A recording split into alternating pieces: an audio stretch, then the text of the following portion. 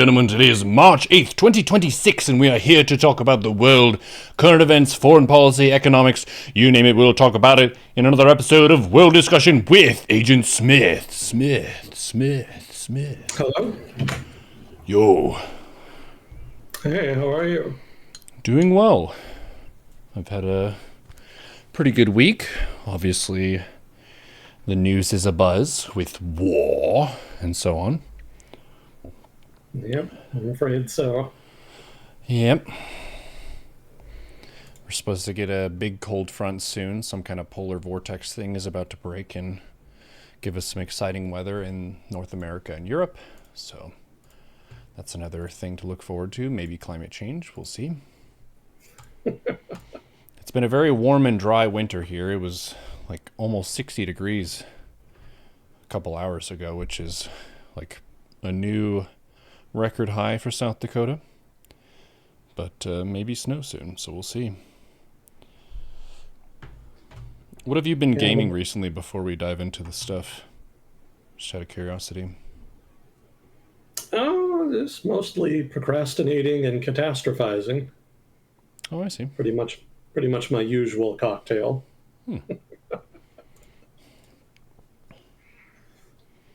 Yeah, I'm still taking care of that relative I mentioned a while back. And they got some news recently that they're going to have surgery. So I'm going to be doing this probably for most of the rest of the year. I see. Well, good on you for looking out for loved ones. Well, that's the plan. We'll see what happens.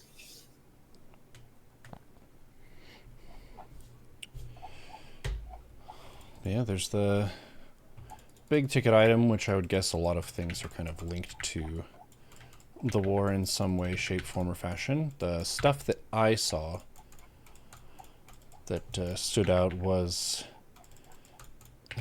there was a ship from Iran that was going to do some naval exercises with India. Apparently they didn't have weapons, but they were sunk anyway.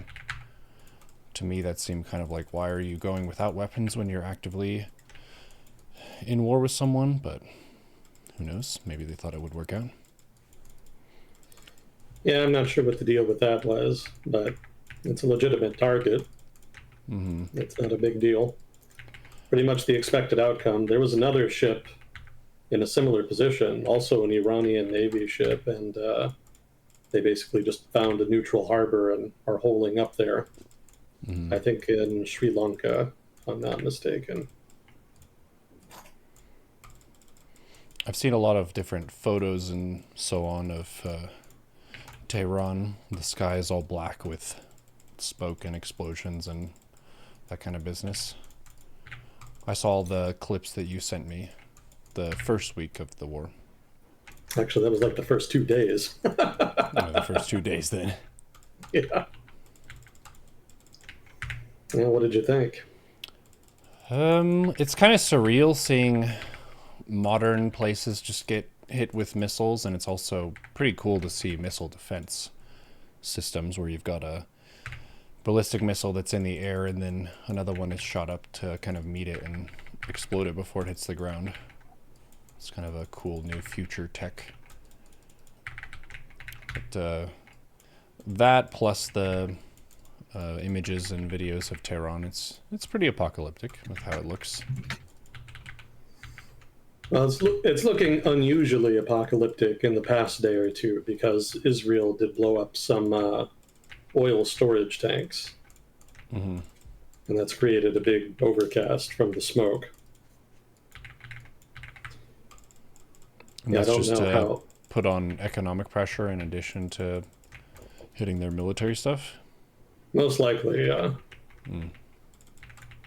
Because they could hit the, what is it, the oil terminal on Bandar Abbas, which is where most of Iran's oil gets exported. But they, at least as far as I understand it, have been avoiding that.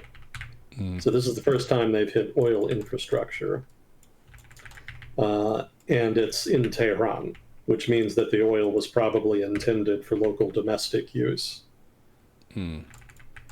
So they're focusing here on the Iran's domestic economy, but They're not going after the export sector, basically the oil infrastructure through which they export oil, and presumably they're concerned about potential knock-on effects to the global economy if they were to do that.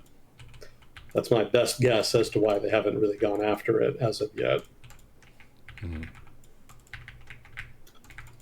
But yeah, they hadn't been targeting either oil intended for domestic use or export until the past day or two. So that is a notable change, but that's why it looks so dire at the moment. Yeah. It didn't quite look as bad a couple days ago.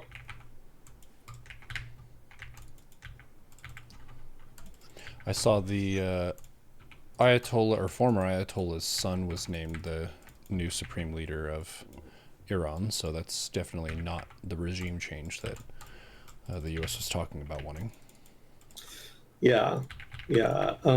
Probably he's going to be assassinated, presumably by airstrike, so I don't know how long he's going to last, but yeah, that is kind of the government thumbing its nose at the United States. Because Trump did go on the record in the past week saying that he wanted to have input in who the next leader of Iran would be, and that the Ayatollah's son was not going to be on his list, basically, and so the government picked him. I don't know if they did it specifically to spite Trump, presumably not.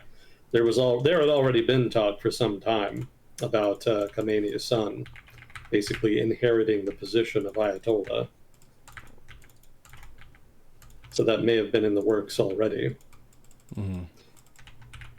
But yeah, I think, I'll talk about the evidence about objectives that's come up in the past week, but it is looking less and less like actual regime change is the true objective here. Possibly an optional secondary objective at most, but yeah, I think the Trump administration, given what I've seen in the past week in particular, would probably be content to have a sort of Venezuela-style relationship with the Iranian government going forward. Which ironically would probably mean de facto legitimizing the revolutionary Islamic government there. I don't imagine a lot of people would be very happy about that, but it would probably involve them curtailing some of their foreign policy adventurism in the region. But the regime would otherwise probably remain intact. That seems to be what the Trump administration is angling for. And speaking of Venezuela, what is Venezuela doing now? Not much. They've been very quiet. They got crowded out of the news. I haven't heard a lot of updates. I did have some notes in here about some new laws they passed regarding their oil sector. Let me see if I can find those. Basically, they liberalized it a little bit. So there's going to be a little more autonomy for private firms in their oil sector. Obviously, before, the state oil company pretty much owned everything. So they're going to open that up a little bit. There's going to be some tax reform.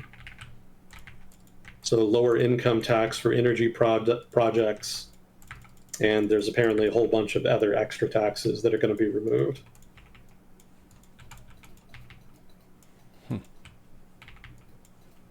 And some limited privatization. So kind of a capitalist swing for Venezuela, I guess? Not really, because it's all very limited right now. Like the word limited pops up a lot in my notes on this. The Venezuelan government is really not committing to anything here that's all that substantive in the grand scheme of things. And combined with some of the earlier efforts that they had made after the Maduro operation, my impression is that they want to open up some of the reserves that are still untapped. That is to say, oil reserves that are still untapped, and allow presumably American firms, possibly other international oil firms, to exploit those relatively more freely than they would have been able to before. Because before, even with the state-owned oil company technically owning all of the reserves, they were actually still open to foreign investment. There were just limits on how large a percentage of the of a given project foreign firms could own. And obviously, there were heavy taxes and other restrictions on the degree to which they could move money in and out of the country. Mm-hmm. So a lot of those restrictions are still going to be in place. The moves that I've seen have been relatively marginal and seem to be focused, again, on reserves that are untapped and that are relatively expensive to exploit. The government seems to be signaling that they're relatively more open to firms coming in and starting projects in those areas. But I haven't yet seen them make any big moves towards selling off assets of the state-owned oil company or allowing foreign partnerships, allowing significant increases in the percentage of projects that foreign companies can own, etc. You know, big moves have not yet manifested, which is what the Trump administration had kind of been saying they wanted, but of course they lie incessantly, so that doesn't mean anything. Yeah, so what I'm inferring here is that the Trump administration made a big flashy move to get Maduro and has used that as a kind of cover to de facto normalize relations with the Chavista government in Venezuela. And the Venezuelan government is offering mild concessions to attract foreign investment back. And I would point out that a lot of that is stuff they would probably have had to do anyway if the United States had removed sanctions. Because as was, even if the US had unilaterally removed sanctions, the Venezuelan government would have had to have offered, some kind of incentive to get oil firms to come back. And probably if they seriously wanted to do it, they would have unilaterally on their own implemented reforms more far-reaching than the ones that we've seen over the past few months. So this is all still pretty tentative milquetoast stuff. I sense that the Venezuelan government is not entirely sure what's going to happen, like in the next year, with regard to the Trump administration and the sanctions and whatnot. And so they seem to be taking it slow just in case. And I would point out that sanctions have actually been conditionally relaxed, not fully relaxed, but here and there, sanctions have been relaxed with conditions. And so the Venezuelan government has actually gotten basically what it wanted here. This was sort of the pre-Maduro status quo, the Venezuelan government wanting sanctions relief and normalization. And previous administrations had conditioned that on improvements in democratization, human rights, maybe a certain degree of market reform, but the Trump administration doesn't seem to be pushing that. Yeah, the only notable change that I can kind of recognize here is that Venezuelan oil is being sold through the United States now, which had not been the case before. So there is kind of an arrangement wherein oil is sold through U.S. brokers controlled by the U.S. government, and then the money from that is then put in a special account and then redistributed back to Caracas. That's the only substantive change. But I don't know the details of that. I don't know that anybody does outside of the federal government of the U.S. right now. I would want to see more about that to see how much of that money is actually being redistributed to Caracas, what the terms and conditions of it are, how much oil the Venezuelan government is actually contributing to that, how much they're actually still trying to smuggle, if they're trying to smuggle at all at this point. Those are all kind of open questions to me that I don't have all of the answers to. But the pace of change is pretty slow. There has not been like a dramatic break from the pre-Maduro status quo. I think that much, at least, we can say with some confidence. Do you think that's why he had such a glib and smug attitude in the photos of Maduro being captured? Because he didn't seem perturbed in the slightest. This seems like status quo or better than status quo for Venezuela. So he's obviously displaced, but it's not as though they're getting the Iran treatment. No, that's Maduro himself may yet go to jail. I don't, the legalities of that are a little unusual given the circumstances. So we'll see how that plays out. So I don't know why he looked smug. He himself could still be in a good deal of trouble. But yeah, the regime as a whole is seemingly fine, here as I can tell. Mercado is supposed to come back. Mercado is sort of the lead opposition figure in Venezuela. She says that she's going to come back in a few weeks. So that could be an interesting litmus test for the government, since nominally democratization is supposed to be a part of this process the Trump administration is overseeing. But it doesn't seem to be going anywhere. There's even less change there than there is on opening the oil industry. So if she comes back and she gets arrested or has an accident, quote unquote, that'll probably say something about how committed the Venezuelan government actually is to any kind of democratization and how committed Washington is. We shall see. But I haven't noticed much else going on that front. It's been very quiet. Washington's attention has shifted elsewhere. Clearly.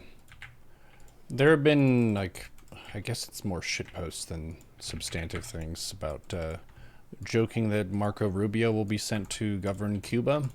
Do you think we would mess with Cuba or no? Trump himself has said as much. He said that after Iran, he's going to look at doing Cuba. It's not clear what exactly he means by that, because he said at different turns that he's going to take action on Cuba, but also that he doesn't need to do anything about Cuba because it's about to fall anyway. So I don't know what the deal is there. Cuba has effectively been cut off from oil imports because the Trump administration threatened to apply tariffs to any country that supplied them. So Venezuela, obviously, as part of its weird arrangement with Washington, has not been allowed to continue supplying oil to Cuba. That seems to have happened. That's been implemented. But Mexico unilaterally has cut off Cuba from its own oil exports because of concerns over American tariffs.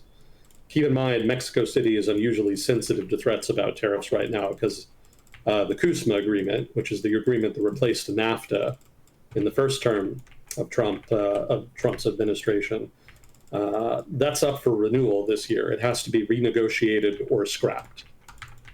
And so Mexico City would like to continue the agreement, but there's concern that maybe Washington will walk or otherwise demand significant alterations to the agreement. And so they're playing a pretty risk-averse hand at the moment on account of that. So the result then is that Cuba has seen a dramatic collapse in its oil imports, and in turn, it's in the midst of an energy crisis at the moment. Kind of already in the midst of one. They were already having problems with their electrical network, their power network, periodically just collapsing intermittently. But now things have been getting worse. And it's not clear how the government will handle that. It may be that they just roll with it.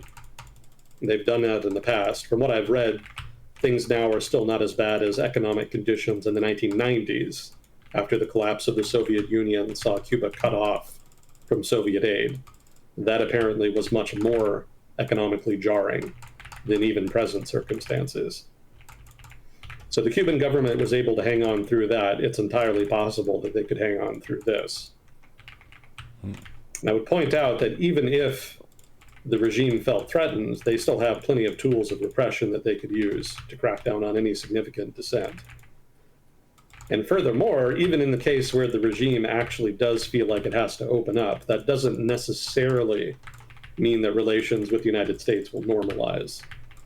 Because keep in mind, Cuban nationalism, kind of as a whole, is sort of reflexively anti-American on account of, history. I don't know how familiar everybody is with Cuban history, but relations with the United States over the past 100 years. And I would point out, especially in the period before the communists seized power, were more than a little bit fraught.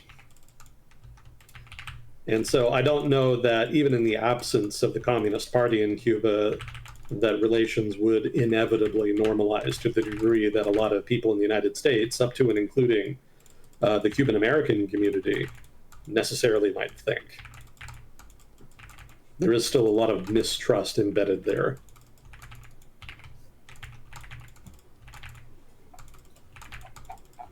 So yeah, maybe Cuba's next. We'll see.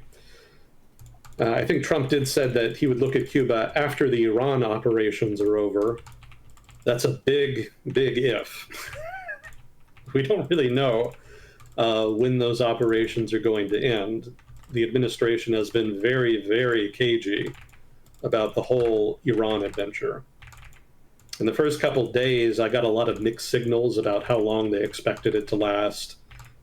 Some people were saying a week or two.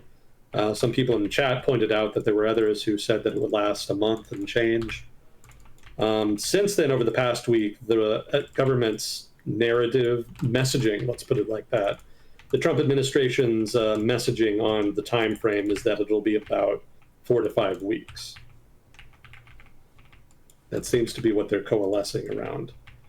So presumably, if everything goes according to plan, and it's the Trump administration, so you know it will, then the whole thing should be over sometime in April.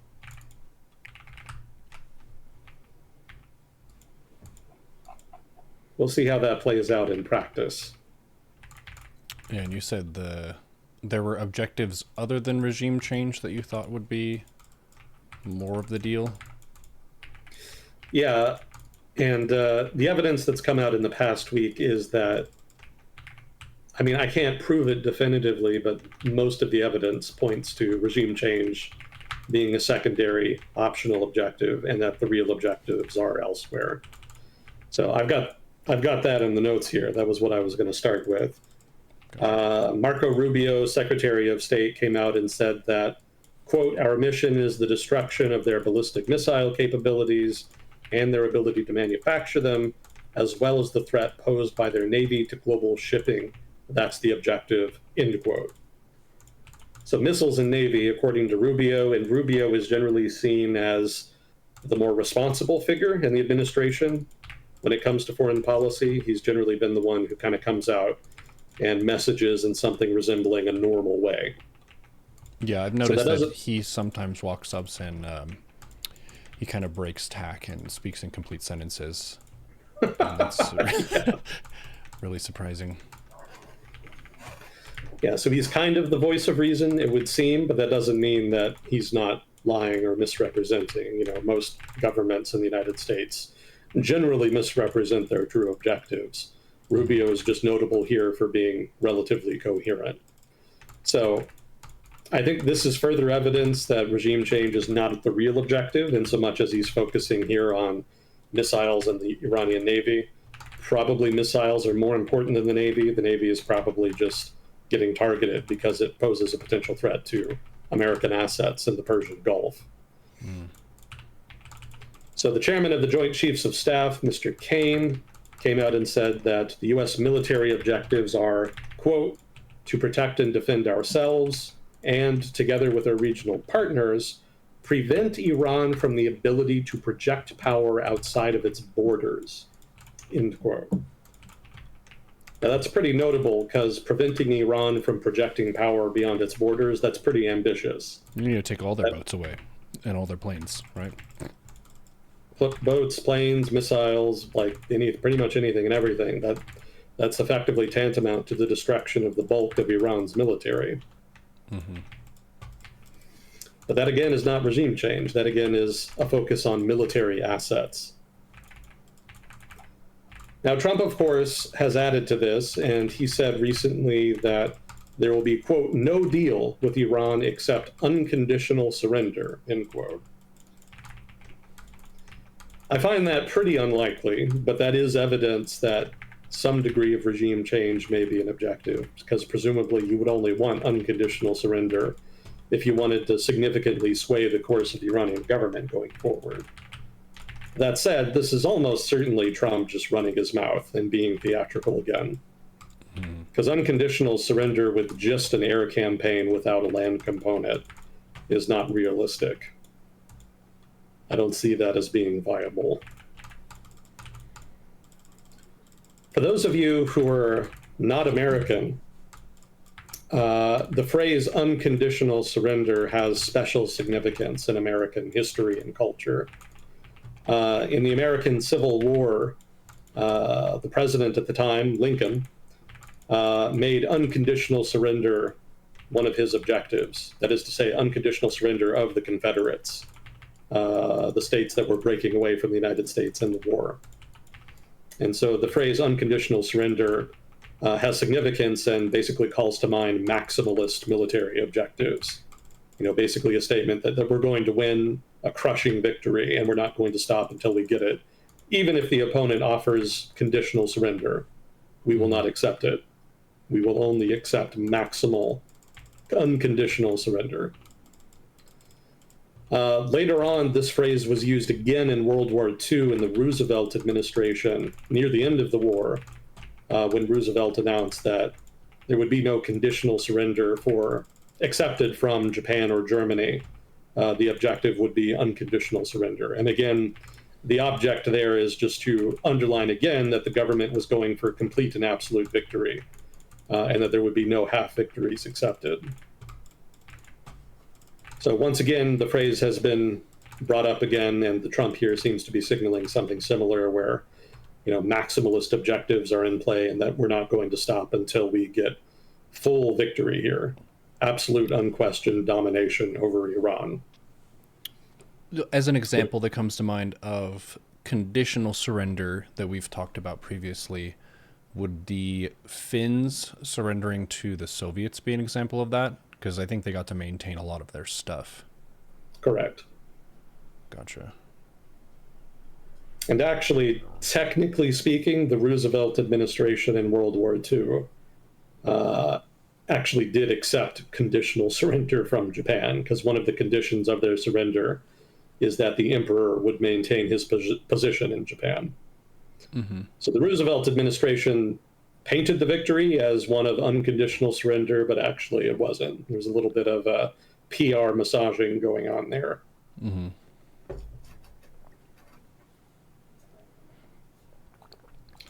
Yeah, but that example specifically doesn't really have much bearing in the, I guess, administration of Japan, because at that point the emperor was more of a figurehead, right? Correct. So it was kind of just giving them some more cultural continuity rather than giving them a major concession regarding their government or their military. Yeah, exactly. General MacArthur was of the mind that the emperor would be useful in pacifying the Japanese public during the occupation. Oh yeah, being like, hey, see, we're nice. We let you keep your guy. Well, more to the point that the emperor himself could use his authority over the people to get them to comply with the occupation. Oh yeah. Which is exactly what ended up happening. So it ended up not really being so much a concession on the part of the U.S., as you point out. It ended up being a useful tool. Mm-hmm. Still technically a condition, though. Yeah.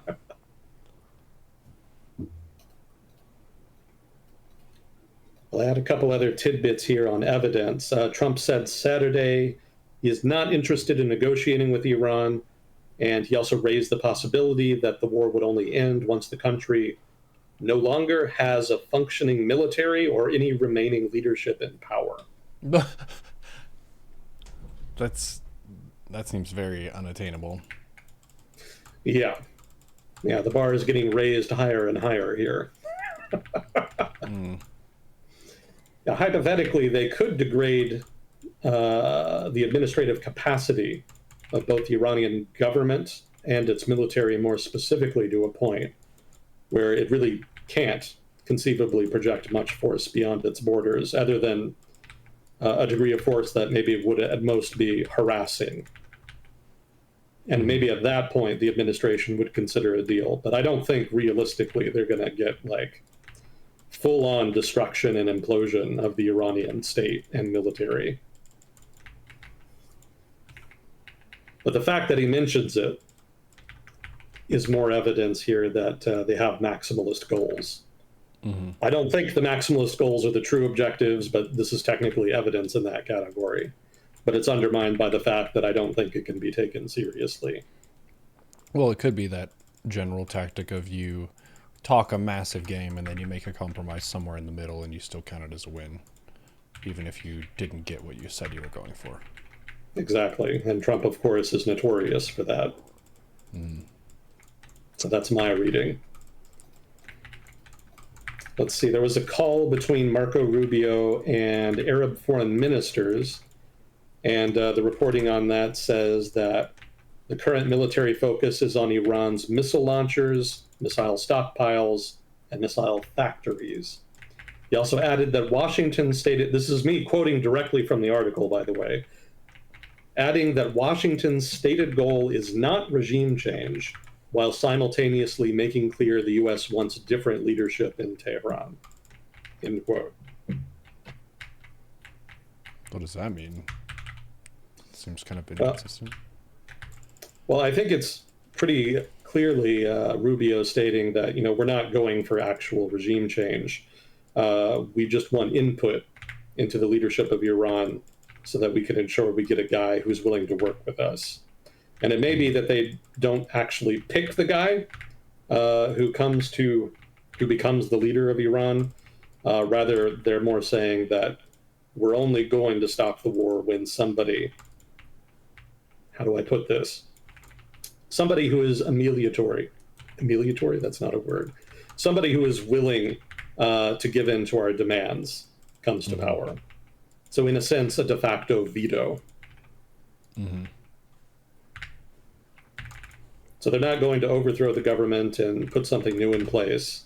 And they may not even necessarily be demanding a chance to pick the new leader. They're more just saying that this is going to keep happening. We're going to keep inflicting violence until we have more favorable leadership. Until they have more favorable leadership, rather. Seems like a really difficult breakpoint to get to, because whenever you attack someone, they normally are going to respond with defiance and hatred rather than like, oh yeah, let's talk.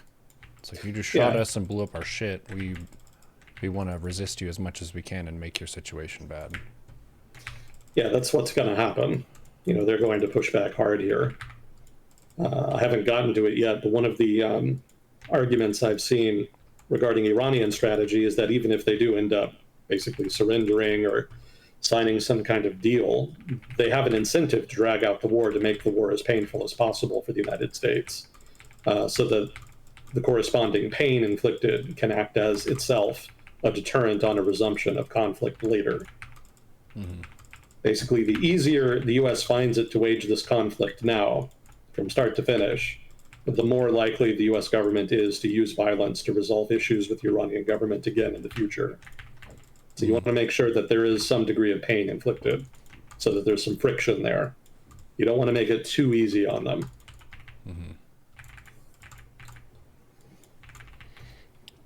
And you sent me something, but I didn't get the chance to read through it. It was an article on the GCC and how they had discussed in the past intervening with Iran, and they were mostly opposed to that, even if they're not necessarily friendly with Iran. Well, I mostly sent the article because it elaborates on Iranian strategy, specifically why they're attacking neighboring states, despite those states not directly attacking Iran. But yeah, the article also explored sort of the history of the GCC and its perspective of the threat they perceive from Iran. So all of them are hawkish and hostile vis-a-vis the Iranian regime. But they've, over the past, let's say, 6 years since 2019, have become less hawkish because they prefer stability in the region rather than conflict.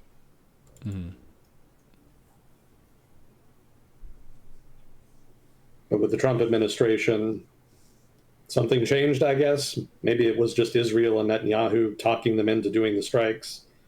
And maybe the prospect that the United States would go all in on potentially changing the regime in Iran was too attractive a prospect to resist, and they signed off on it. I've gotten mixed signals on just what the GCC's position on the strikes have been.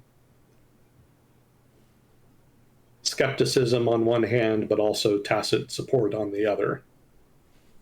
They dislike the instability and the disruption to their trade, but the strategic benefits are there, and they do like the potential upside on that count.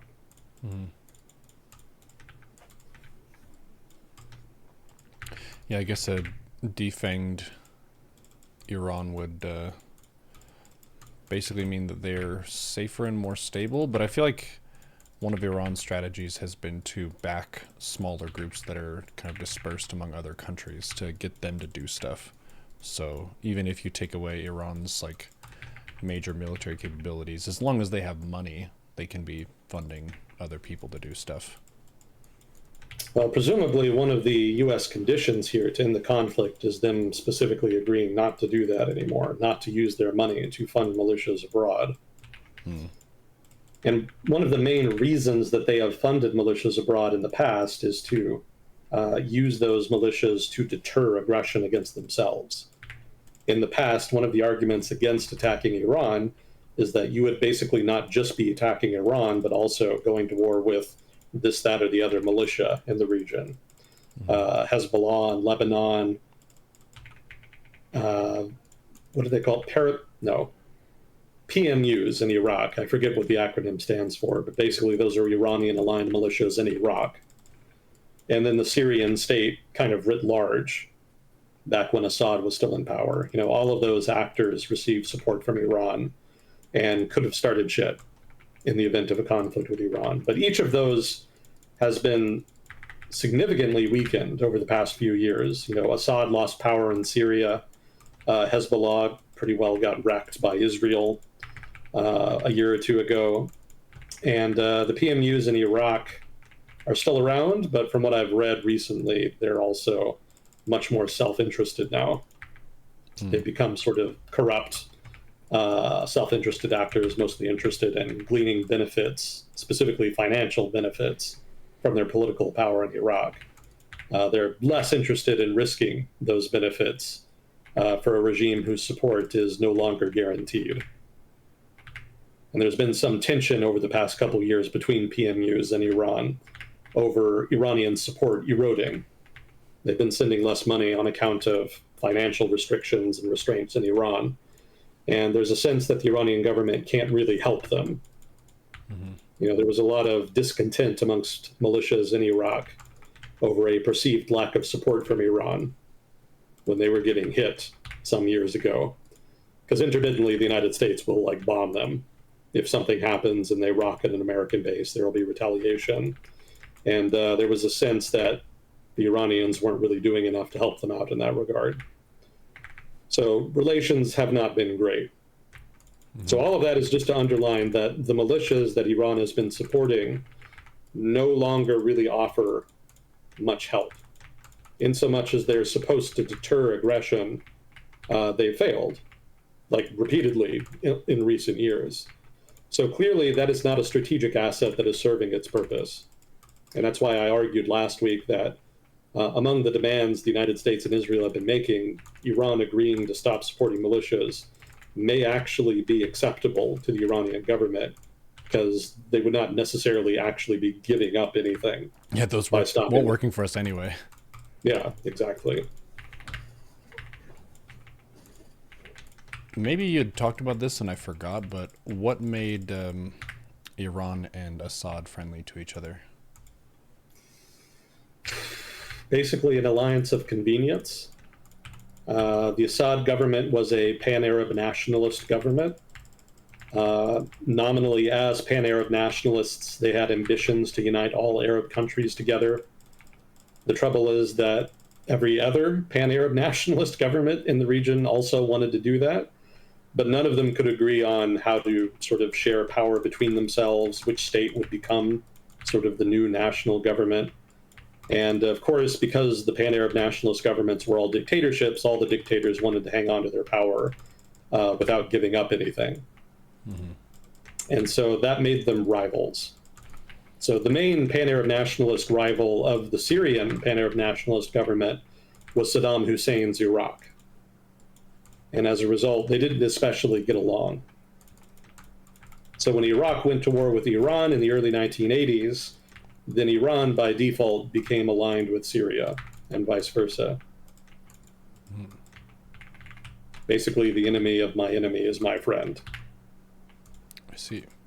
They really didn't have anything in common beyond that. The pan-Arab nationalist government led by Assad was secular, authoritarian, one-party state. Iran was not, and is not technically a one-party state, but it is authoritarian, like very explicitly, but it's also Islamist, which is very much not what the Pan-Arab nationalists were about. They were technically secular, almost to the point of being fascist, and they wanted to subordinate religious institutions to the state. In Iran, the religious institutions basically are the state, by contrast. So it was kind of a peculiar alliance between them, but they had common enemies, and so it worked out.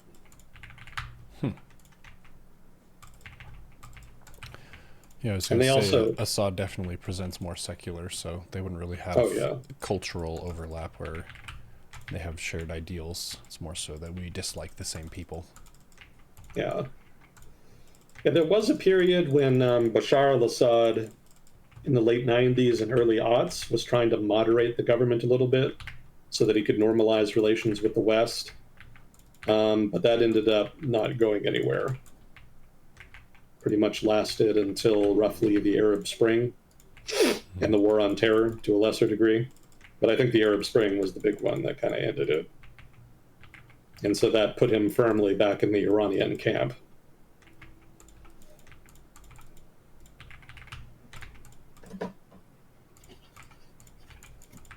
Well, some more evidence that it's not about regime change here. Let's see. Trump made a statement to Politico: Iran's stockpile of vital weapons is running low, and I am open to working with some members of the ruling regime, which suggests that the ruling regime would presumably be able to stay on in some capacity.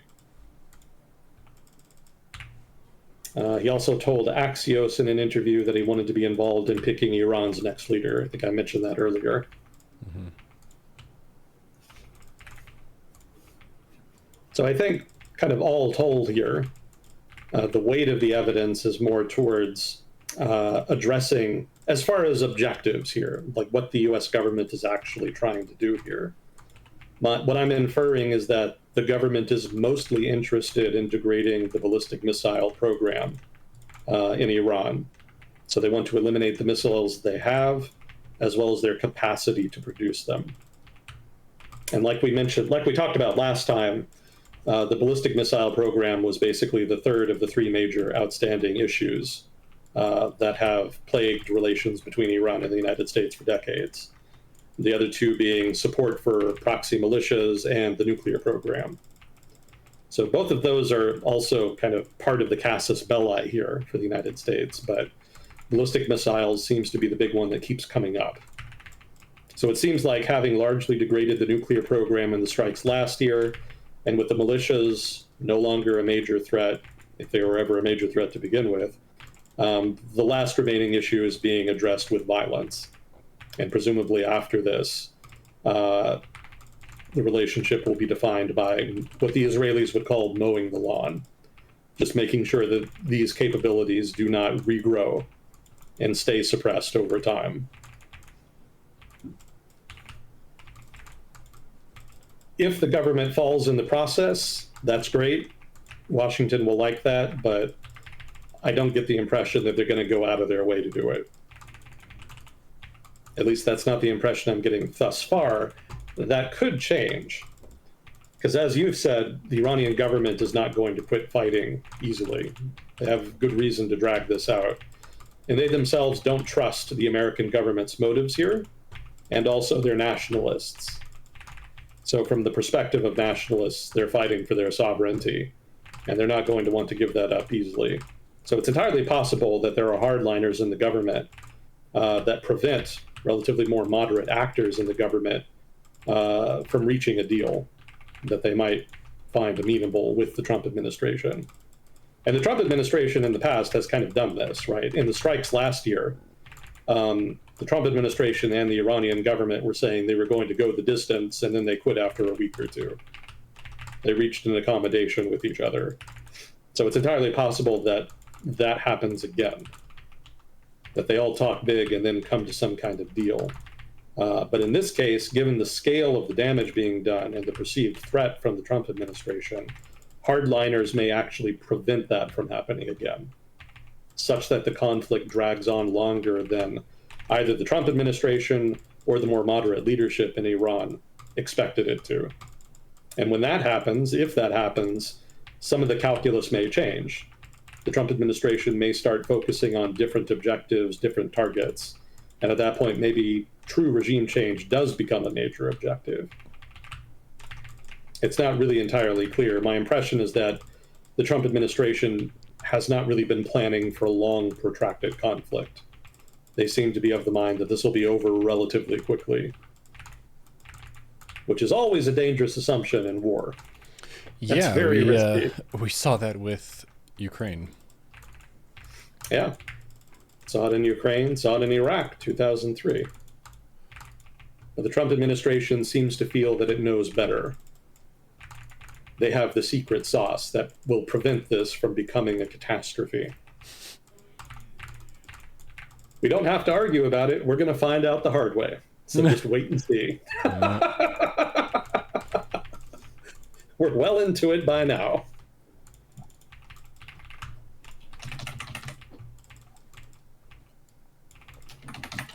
Let's see. So that's the evidence that I was sort of collecting over the past week. Some other items here. I've got quite a bit on Iran. So if you ever want to get to something else, feel free to intercede and we can kind of get to it.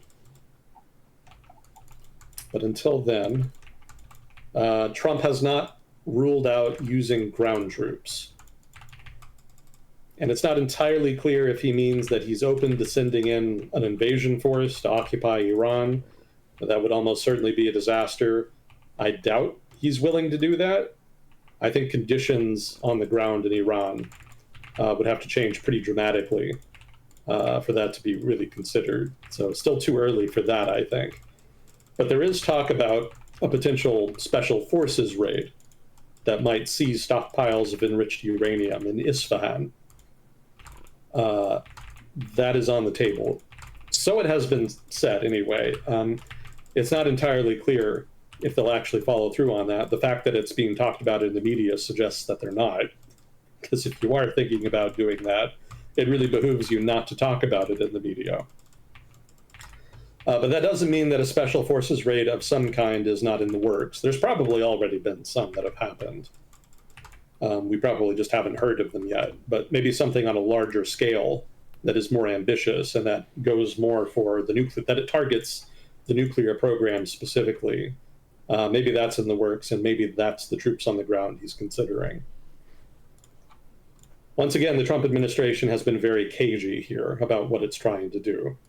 Probably on purpose, not just for operational security reasons, but also so that the Trump administration can, if it feels like it at any point in the future, basically just declare victory and go home. If nobody knows what your objectives are, then nobody knows how to judge success, and that means that you can pretty much just end it whenever you want and claim that your secret hidden objectives have finally been met.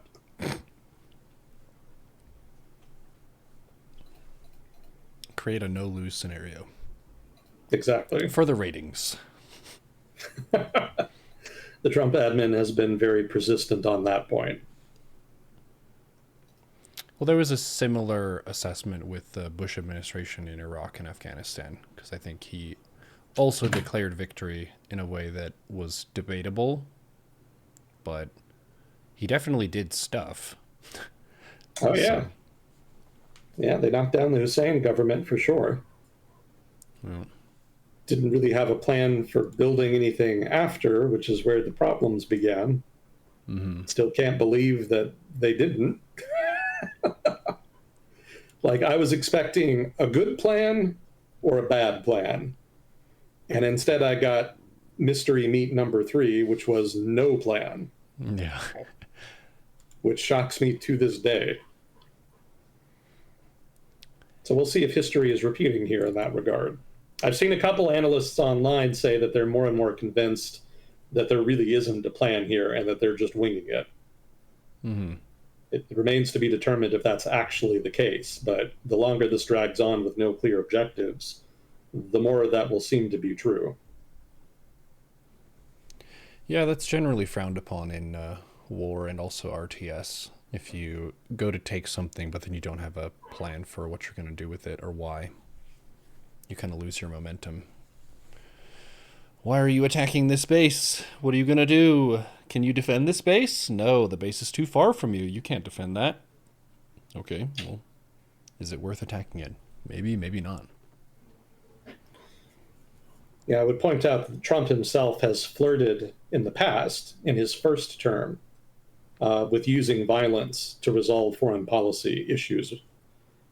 Generally, there were people in his administration at that time who held him back and foreclosed those options, talked him out of it, so to speak. That really doesn't seem to be happening this go round in his second term.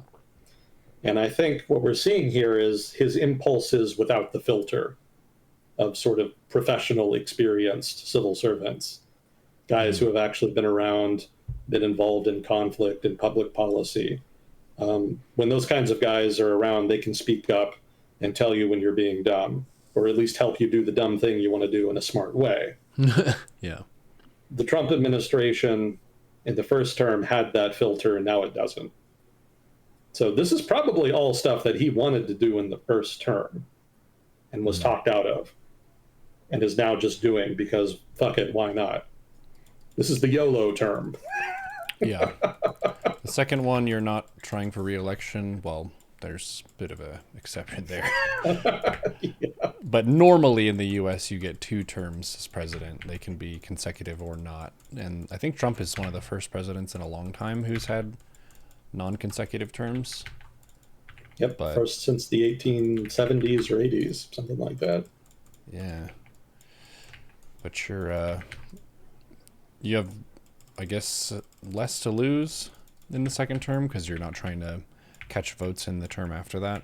There may be some legal problems for Trump after the presidency, but God knows what'll happen. I mean, it's not like that's been a problem with him for him before, right? True. He seems quite capable of evading consequences, so I don't know why he would start worrying about them now. Yeah, he'll be fine. Most likely, unless there's some big legal changes in the future, most likely he will continue to enjoy his impunity. Mm-hmm.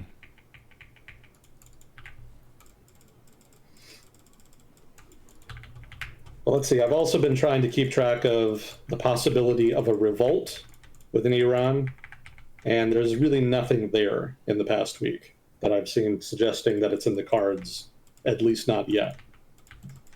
And one interesting analysis I did read, there was a journalist who spoke to some people in Iran, and basically the opinion of a lot of people is that they're not going to do anything while they're just trying to survive. Because while the country is getting bombed, while they're effectively at war, people are less concerned about lofty issues like democracy and authoritarianism. They're more concerned with the day-to-day. Like, how am I going to survive this? Yeah. So they say that once the war is over, then that'll be different. At that point, they may be more proactive. But for now, everybody's just keeping their head down. Mm-hmm. So that suggests that the likelihood of people rising up during the conflict is actually pretty low. You may not see any significant fireworks until after the conflict. And by then, it may be the case that the opportunity to rise up with air support from the United States and Israel is gone. It may be that part of whatever peace deal or agreement ends the fighting requires the United States and Israel to at least pretend to behave themselves and not launch airstrikes in support of this, that, or the other cause, be it rebels or suppressing the nuclear program or whatever.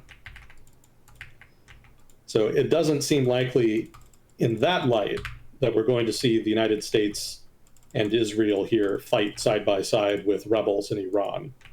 This logic would suggest it's more likely that any rebellion will have to happen after the conflict and will have to carry its own weight, so to speak. Will have to fight on its own. Doesn't mean the United States and Israel won't break the terms of whatever agreement ends the current fighting and support such a rebellion anyway. That's also a possibility. Regardless, though, the current fighting will have to end first.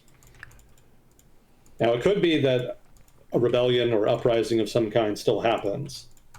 But thus far, what I've been reading suggests it's fairly unlikely. And that the interviews, rather, that this journalist did, kind of reinforces that. So we'll see how things develop going forward, but after the first week, it still seems pretty unlikely. Yeah, I would consider an active war zone to be an ungood place to have a civil conversation.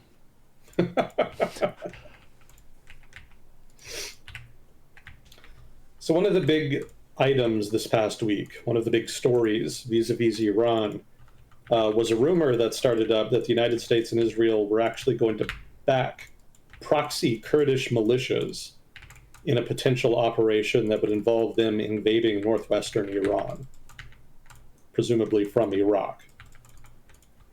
And for several days, there was a lot of talk about this. And I've actually got a lot more notes on that. I'll get to them later. But I'll just mention here that Trump did go on record in the past week saying that he's open to backing armed anti-regime groups inside Iran, including Kurdish factions, but that there's no final decision yet on weapons or intelligence support. There was also an offhand comment he made the past week that he made in response to a question. The question was whether Iran's map would look the same after the war, and he said, quote, "I don't know, probably not," end quote. So that could indicate an inclination towards some kind of partitioning of Iran, using proxy militias of one kind or another.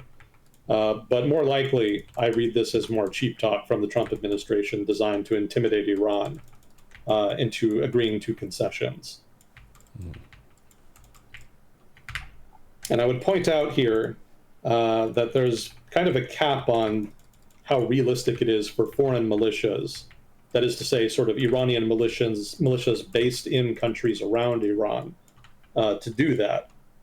And I kind of looked at each country neighboring Iran and tried to think about how likely it was that Iranian militias in those countries might actually do something, or whether the militaries of the countries themselves might do something vis-a-vis, penetrating into Iran and potentially undermining government authority there. So in Iraq, obviously, there's a lot of pro-Iran militias. That right away kind of undermines Iraq as a potential platform, since if you did have a Kurdish militia there that tries to use Iraq as a jumping off point for an invasion of Iran, presumably Iran would try to activate what loyal militias they still have in Iraq to attack them. So that's not a great option, especially if you're one of the Kurdish militias. Mm-hmm. Also, Kurdish militias in Iraq are kind of down on the United States right now. Keep in mind that the United States fucked over Iraqi Kurds after the first Gulf War in the 1990s, and then also, to a lesser degree, fucked them over after the 2003 war, the Iraq War, when they kind of pulled support in the face of Iraqi Arab pressure to take Kirkuk. That's kind of an esoteric issue probably for a lot of people, but basically the Kurds in Iraq claimed Kirkuk as part of their autonomous territory. Arabs also claimed it, and the debate eventually resulted in the Iraqi army just sort of seizing it. And when the Kurds asked for assistance, the United States was MIA. We stayed out of it, and they were very upset about that. More recently, the United States fucked over the Syrian Kurds. We had been helping them out through pretty much the duration of the Syrian civil war and helped them hold down a big chunk of eastern Syria. Trump actually had already fucked them over in his first term when he allowed the Turkish army and their Syrian proxies to seize a bunch of land in Kurdish territory in Syria along the border with Turkey.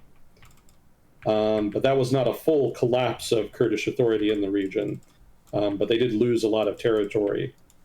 Now they've lost pretty much everything. They've had to withdraw to core Kurdish territory in the far northeast of Syria. And it's not even entirely clear they'll be able to hold on to that. When they asked for U.S. support, again, MIA. The Trump administration is more interested in backing the Shura administration in Damascus at this point. So from what I've been reading, all of these different Kurdish groups have been advising the Iranian Kurdish groups in Iraq not to work with the United States, because it's probably going to blow up in their face. History offers many such examples. That doesn't mean they won't ultimately end up doing it, because as we talked about last time, if you're Kurdish in the Middle East, you really don't have a lot of options as far as allies. and you don't get a lot of opportunities to try to take territory, take land, and potentially create a sovereign Kurdish state. So, as unlikely as it is that Iran's Kurdish militias, such as they are in Iraq, will come out of any potential intervention looking good with all of the objectives they want, more likely they're going to get fucked over. They may still think the risk is worth it. We'll see. But for now, it's looking like they're pretty skeptical about it. The official statements that have been made by Iranian Kurdish militias that are present in Iraq is that they're not going to make a move here. They have conditioned the move on the United States gaining air superiority over Iran and guaranteeing air support. And it's not clear that the United States is going to do that. For the first day or two of this drama, there was some question about whether or not this is something the US government had been planning for months. And the US government itself did say that it had been helping arm and support Iranian Kurdish militias in Iraq for some time. And Trump himself actually said at one point in the past week that Kurdish militias are invading Iran as we speak, something to that effect. And then the Kurdish militias in question released a statement saying, actually, no, we're not doing that. So it seems less and less likely that the Trump administration had been setting up a proxy Kurdish militia force in Iraq ahead of the operation against Iran that could be used as a kind of land component of the war. It seems this is just more trash talk from the Trump administration, and that in so much as there is anything happening with the Kurds, it's happening on the fly. The Trump administration seems to be goading them into invading Iran, but they're not really buying it unless there's something more concrete as far as American support. And until that's forthcoming, there's not likely to be traction here.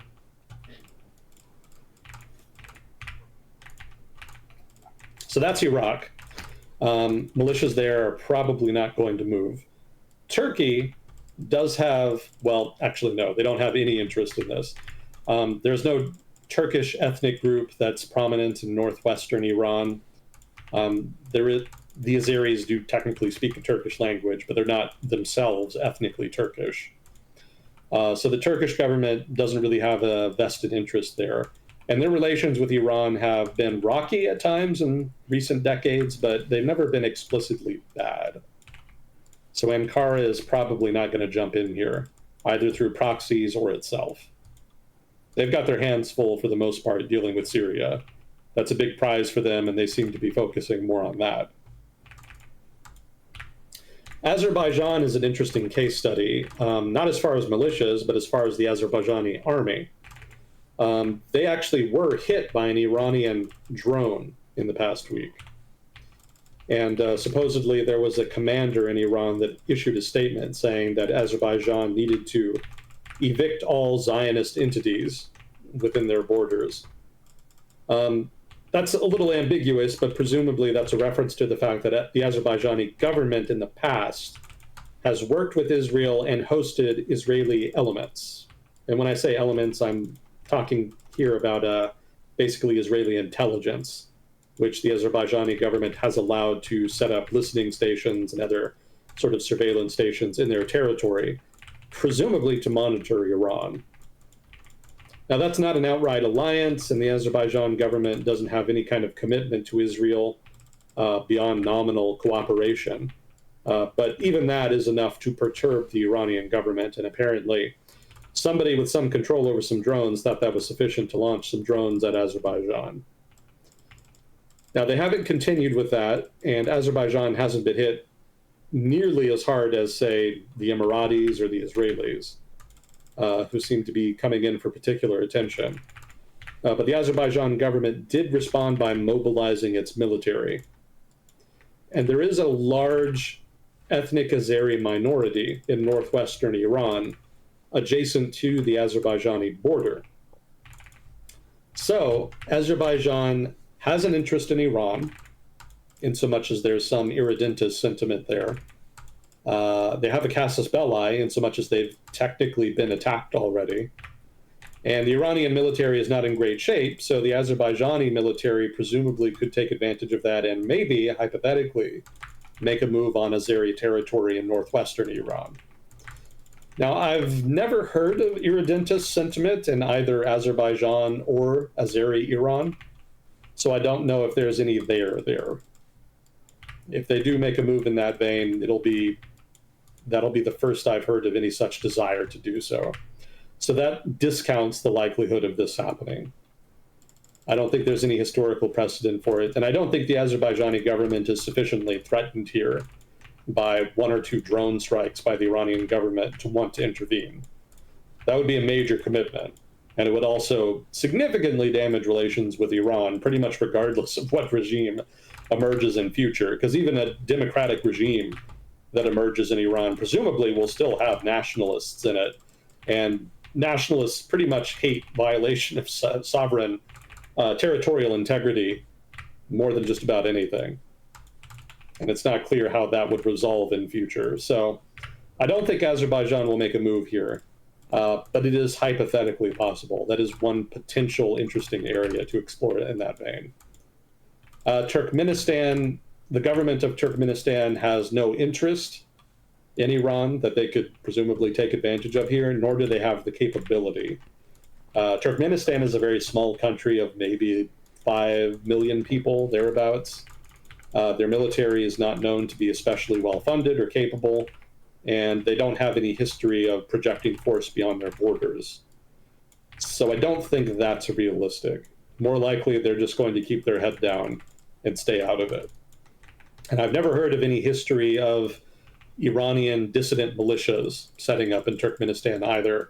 I don't think the government of Turkmenistan would even allow it. It's pretty much as close to an absolute monarchy as you can get without actually being an absolute monarchy. It is very authoritarian, and they take national security very seriously. So most likely Turkmenistan is not going to be a viable platform to launch any kind of operations into a disintegrating Iran. Afghanistan and Pakistan are interesting case studies. Afghanistan, certainly in so much as the Taliban have any kind of claim to universal ideology in the form of Islamism, might have an interest in expanding into eastern Iran. There's some historical precedent for that. There's been lots of incidents over the past 1,000 years where Afghan tribesmen or kings, in some cases, have rallied their forces and invaded Iran, generally during periods when Iran was weaker. And certainly Iran is getting weaker at the moment. Pakistan probably has some interest in the Baluchi parts of Iran. Southeastern Iran is largely dominated by ethnic Baluchi peoples whom do not have a state of their own and who have a number of co-ethnics in southwestern Pakistan. So southeastern Iran and southwestern Pakistan are both ethnic Baluchi in nature. And the Baluchis in southwestern Pakistan have actually been fighting the Pakistani government for independence for some decades now. It's been somewhat intermittent. It's never intensified to the point of an outright civil war, but there is definitely a low intensity conflict there. So if Iran does disintegrate, there's every possibility that the Baluchi part of Iran separates and forms its own state, and hypothetically could start supporting ethnic Baluchi in Pakistan to help them separate from Pakistan and join a hypothetical Baluchistan. So that would give the Pakistani government a great deal of interest in potentially intervening into Iran to take advantage of this. However, I don't think Iran is necessarily weak enough yet for that to happen, and I don't know that the Pakistani government is really sufficiently threatened by the prospect of a independent Baluchistan being carved out of Iran to really want to intervene in any case. More to the point, and this is something we didn't talk about last week, both Pakistan and Afghanistan have been fighting a low-intensity border conflict over the past couple weeks. And that's been dominating the attention of both governments to the point where I don't think either is going to be paying much, if any, attention to the shenanigans in Iran right now. It got intensive enough that there was a Pakistani intelligence figure that came out and said that Pakistan was effectively at war with Afghanistan at this point. I think that's an exaggeration, but Pakistan has been launching a pretty steady drumbeat of airstrikes and artillery strikes against Afghan territory. and the Taliban have been responding in kind with intermittent raids along the border. So all told, there's not a lot of options if you want to support a militia in a neighboring country and get them to invade Iran. So I don't think this is really a credible threat. Do you think the actress Monica Bellucci has a chance at administering Baluchistan? Tragically, no. Okay. I'm afraid her prospects there are very poor. She can administer me if she wants. I'm Fair open enough. to that occupation. Fair enough.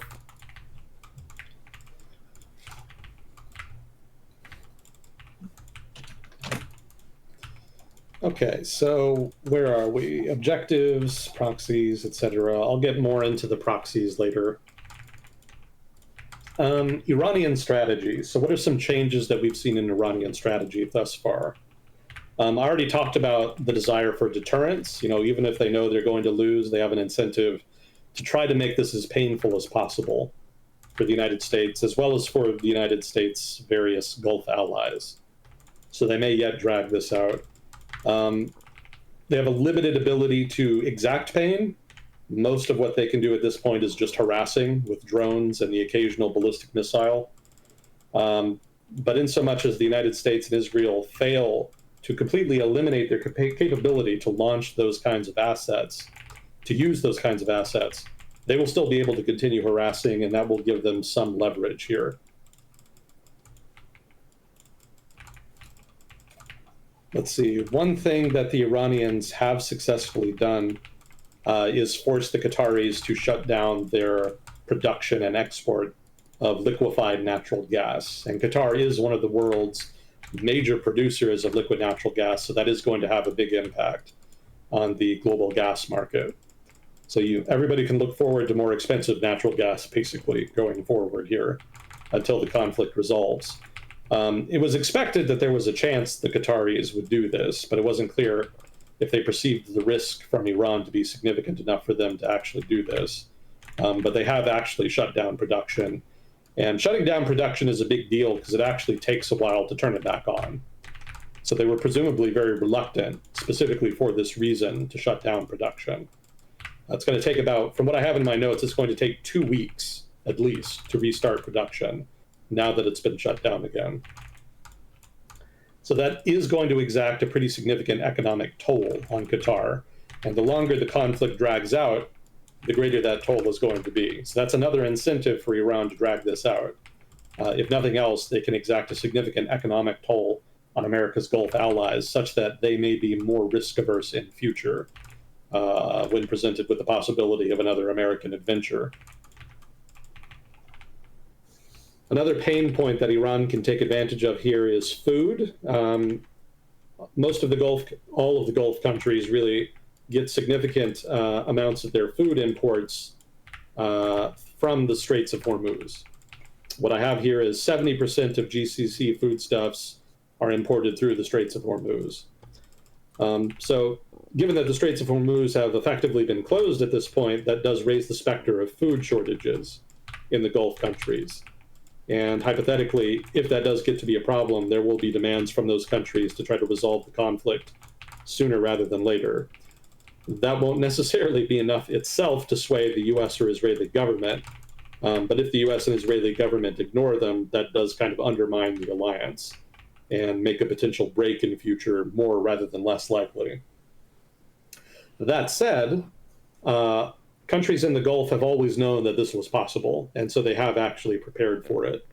They've built significant inventories of food and the corresponding infrastructure necessary to store it so that they can last a while. Basically, what I have here in my notes is that they have enough food in storage to last several months. But even so, even if the conflict resolves before those inventories expire, prices are still going to be affected. Food is going to get more expensive in the short term, and that will have some effect.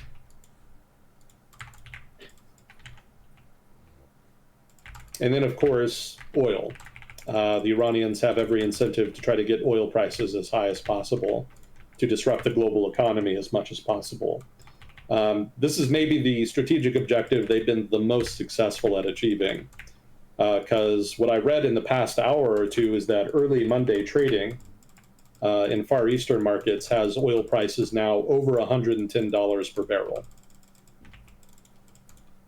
I think we have kind of an older crowd listening, so probably most of you remember how oil prices got way back in 2003, 2004, especially 2000, let's say 6, 7, when they were getting really high. So this is about the level we're getting at. So it's if this lasts for a prolonged period of time, we're definitely going to get some of those Bush-era gasoline prices again. And gasoline prices have also spiked in the past week. So that's another incentive for Iran to drag this out. That's going to hurt Americans at the pump, so to speak, and also will hurt the broader global economy, all of which incentivizes the United States and Israel to end the conflict sooner rather than later.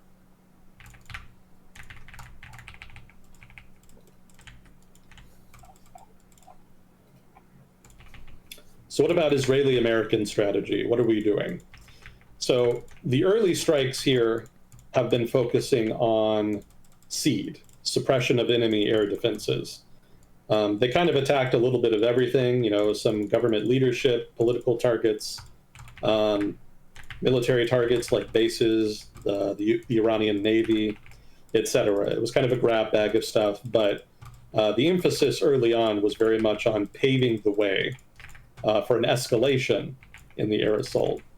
Because early on, in order to penetrate air defenses, you kind of have to be more cautious. But once the air defenses are gone, then you can just send in aircraft and they can drop bombs. You don't have to use cruise missiles, standoff munitions, that kind of thing. You can just send the bomber in and it'll go unmolested. So that significantly increases the potential tempo of operations, and that's pretty much what we've seen. So now that the first phase is done, targets now are focused, the United States and Israel have been focusing much more on ballistic missile production facilities, UAV production facilities, the Iranian Navy's capabilities, also relevant production. So basically going after factories, the industrial base of Iran, well, specifically the military industrial base of Iran. Potentially also just the civilian industrial base in so much as it's dual purpose.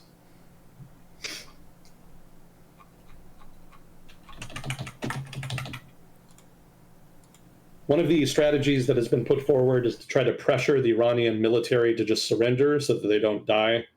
Amnesty, quote unquote, has been offered to Iranian military forces who lay down arms. That's not happening, at least not from what I've seen thus far.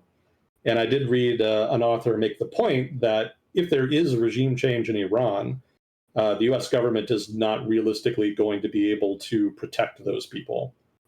Because presumably a new government in Iran would want justice for all of the protesters that have just been fucking massacred over the past, even just the past few months, let alone the past, 40 some years.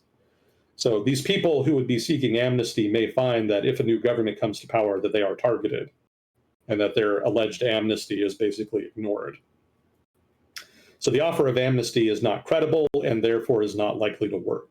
So this guy's argumentation went. I thought that was an interesting point.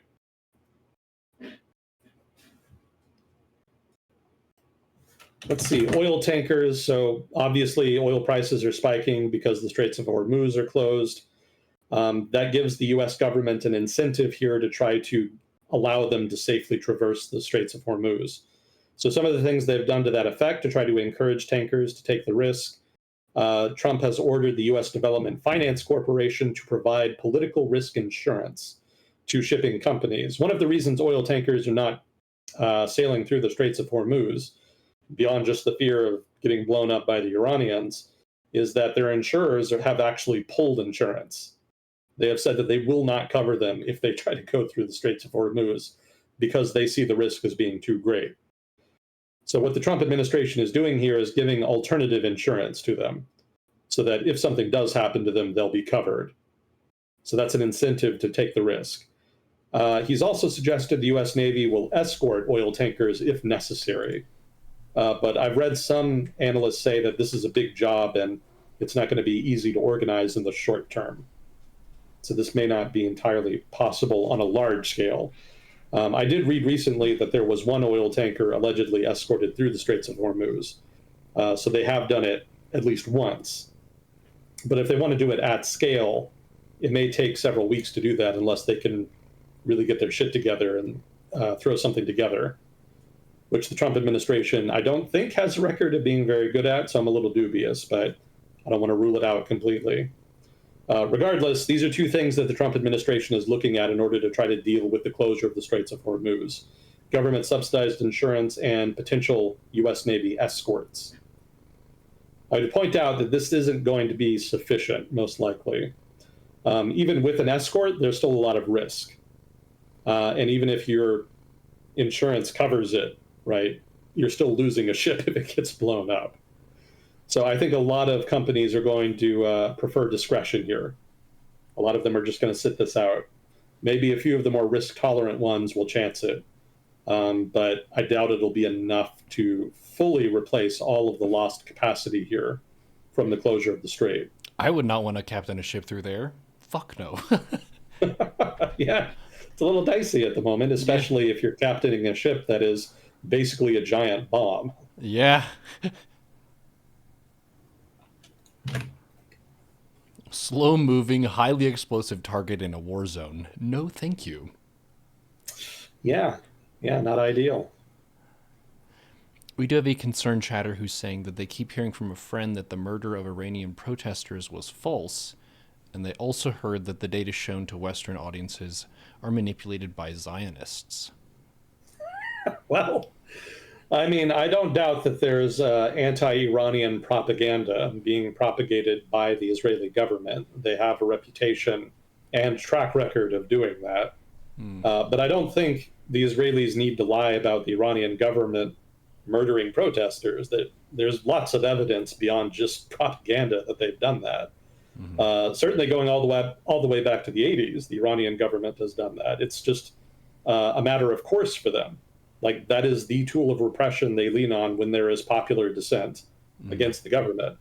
They've done it many times. I don't see any reason to doubt that they would do it again, especially given the scale of the protests in recent months and also previous incidences of mass protests in recent years. So none of that is a stretch to me. Like, I don't think it's like a bold claim to say the Iranian government cracked down. Now, maybe there's some room to debate the scale of the crackdown, but I think it's kind of a moot point. I don't think whether they killed 1,000 or 10,000 is really material. The fact that they're killing protesters at all is going to put people off in the West. You can argue that it's nobody's business whether the Iranian government kills its own people or not. There's some truth to that. States do have sovereignty. But I would point out that this is also a moot point because the Trump administration, near as I can tell, from what I've inferred, is not predicating these operations on humanitarian concerns. You know, if anybody thinks the Trump administration is motivated by humanitarianism here, I have a bridge in Brooklyn to sell you. I don't buy it. So I don't really think it's a point worth arguing over. Like, even if it's true that the Iranian government didn't kill its own people, like, that's not material here to this conflict.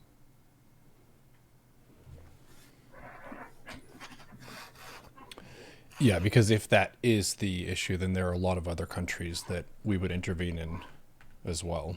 But if there's not other factors at play, we're not going to invest military resource into that. And also, if it's an area where there are kind of humanitarian problems, but it's very much someone else's sphere of influence, we also are not going to just militarily intervene. Like, a lot of people were talking about the erasure of a lot of Uyghur culture in China and how they're being put into camps and doing stuff like this that many of us would consider to be bad, but China is one of the major powers of the world, and getting militarily involved to intervene in every humanitarian issue is not something that the United States does. Hmm. There has to be a lot of, I guess it's strategic incentive to go in that area. I mean, at most, it's an excuse. The only time it was ever really used, honestly, was in the 1990s. And then it required a lot of cajoling by the European Union and NATO allies. That was specifically Bosnia. The United States government at the time, the Clinton administration, was very, very reluctant to get involved. And it took some time for them to be willing to do it. Yeah, it's pretty rare. For the most part, the US government is pretty gun shy about humanitarian intervention. It doesn't especially care about it for a variety of reasons. Now, you could argue that it's worth talking about Israeli propaganda vis a vis Iran because that propaganda agitates the American public into supporting the war. I would argue this is also a moot point because the Trump administration has not bothered to convince the US public that the war is necessary. There has been no real argumentation there. There was no lead up to this. The Trump administration was talking about other shit and then one day said, oh, hey, we're going to go bomb Iran now. So they have, after the fact, offered various explanations, but by and large, they do not seem to have signaled, at least from my perspective, that they're genuinely concerned about American public support or opposition to this conflict. So whether or not the public likes it or not doesn't seem to matter. And so long as Congress is not willing to call them out on this, then it's a moot point. Yeah, well, there was the video that we mentioned last week of Trump saying that I can't remember if it was Kamala Harris or Clinton would get involved in a war in Iran because she is too emotional. Yeah, I've seen that. Yeah, and then he does so. He did the thing. He did the thing that he said someone else was going to do, and it was bad. Yeah, it's a very stupid decade, Neuro. It's just getting worse. I was actually talking with my dad at dinner today about how we kind of miss the era of discourse where presidents and candidates spoke as professionals with each other and as educated people and had sort of a gentlemanly respect. Like the Mitt Romney Barack Obama debates, it would be really funny to see that juxtaposed with like Biden Trump debates and how the discourse has heavily shifted in terms of the language that's being used and the reading level as well. Yeah. It's current circumstances are such that there is considerable nostalgia to that effect. I concur. But yeah, I don't think public support is like a variable at the moment. Like the government, even if the public did turn on the Trump administration and the conflict, like Congress is not likely to do much. There's too many congressmen that are too beholden to Trump, who are too afraid of getting primaried because they piss him off. Primaried? So, what does that mean? Basically, that means that somebody is supported or funded or convinced, what have you, to run against you in a primary. Right? So primaries precede elections. If you piss off your own party, they may decide to support somebody else in the next primary rather than just defaulting to you as the incumbent, which is normally the practice. And so the prospect of getting primaried in this fashion is generally sufficient to cajole a lot of politicians. I see. Is it cajole or cajole? I think it's cajole, but I'm not sure. I was wrong last time I corrected you for pronunciation, so I'm trying to watch my step. No, I'll defer to Chad on that. Hard or soft J? Question to the chat. Cajole? Cajole?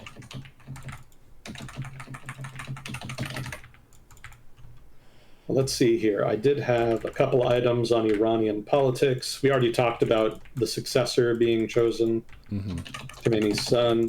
One interesting note here that I did see pop up. The president of Iran, Pezeshkian, my apologies on the pronunciation, Mr. Pezeshkian apologized to Gulf nations, saying that Iran would only attack them if they were attacked first. That is to say, if American attacks on Iran were launched from their territory. It was noted that Iranian attacks on the Gulf nations continue to pace anyway, regardless.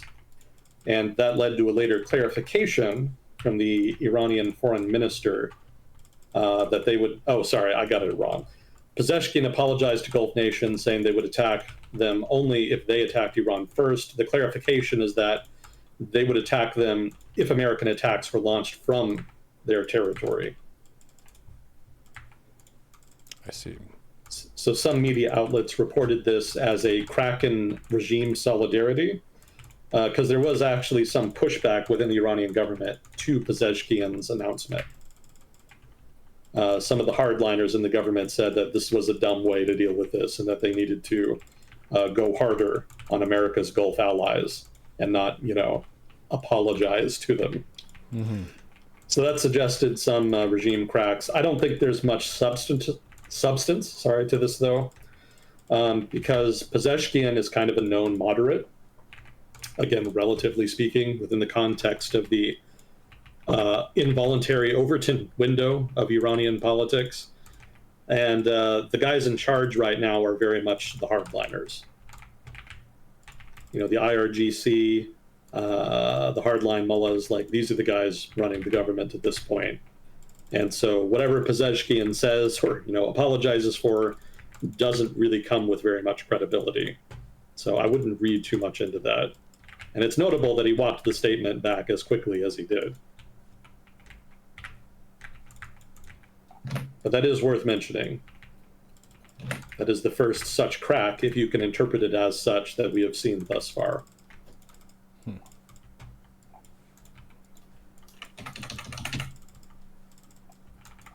Let's see. So I had some stats on munitions. Let's see. IRBMs. Iran had about 2,000.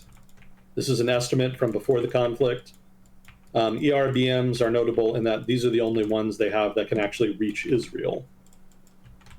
Everything else, the SRBMs, the short-range ballistic missiles, they don't have the range to get Israel. Those are only good for Gulf nations or other targets that are very, very close to Iran.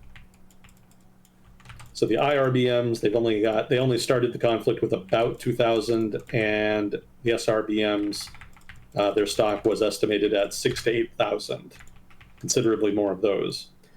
However, the issue is the launchers. That's the bottleneck, and they're estimated to have started the conflict with only about something in the mid-hundreds range, is what I read. So presumably something between 400 to 600 launchers. So those have been priority targets for the United States and Israel, because the ballistic missiles are fairly expensive and difficult to shoot down. And correspondingly, if they can get rid of those, that significantly undermines Iranian leverage. It's also been noted that the volleys of ballistic missiles that Iran has been firing in retaliation to the airstrikes have been getting smaller. And there are two ways to interpret this. Both of them are probably true. One is that erosion of their supply of launchers is such that they have no choice, basically, but to fire fewer missiles. And the other explanation is that they're rationing their inventory of missiles. They want to make sure that they have a ready supply that can last the distance of the conflict. And again, they have an incentive, as mentioned earlier, to drag the conflict out longer, because that gives them more leverage the longer it goes. So if they just expend all of their missiles in the first couple weeks or month of the conflict, that puts them in a bind. And their inventory of missiles is itself a priority target. Those have also been targeted. So it does make some sense to try to ration them.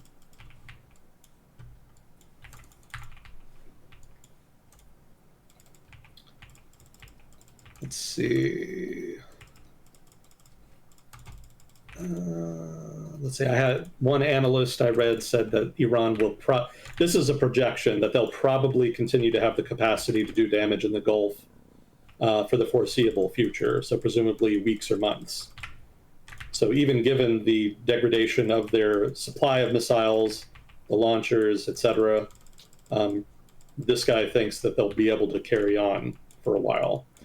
That doesn't necessarily mean much. Again, most of what they're doing is just harassing. That comes with some pain, as we saw with the closing of the Straits of Hormuz. But there is a threshold under which even this harassment will not be able to exact a significant economic or military toll. Well, economic toll. Militarily, it's already not that notable, even with the drones that are getting through and whatnot, and the few ballistic missiles that get through. Iran has not exacted a high military cost on the United States and Israel here, or even the Gulf for that matter.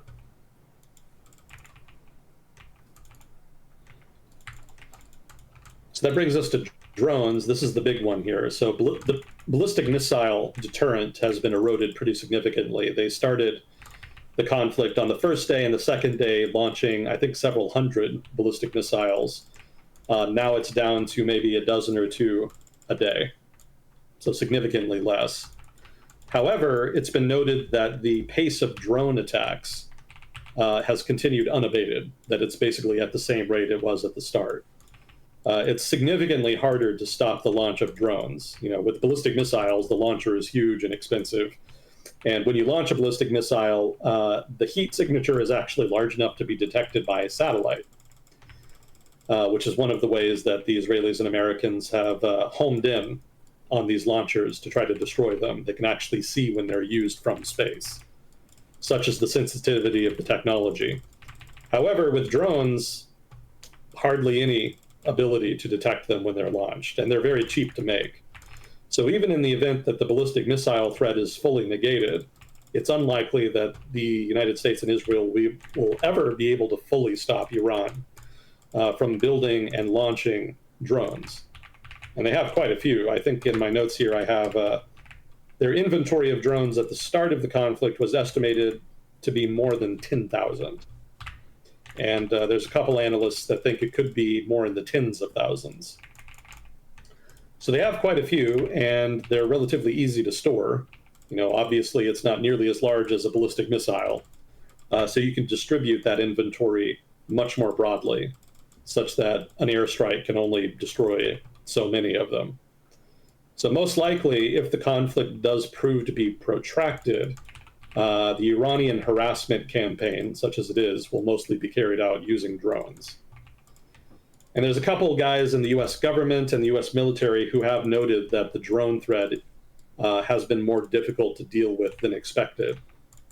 That doesn't mean they haven't been able to largely contain it. Again, the rate of interception for both ballistic missiles and drones has been pretty high. Relatively few have gotten through.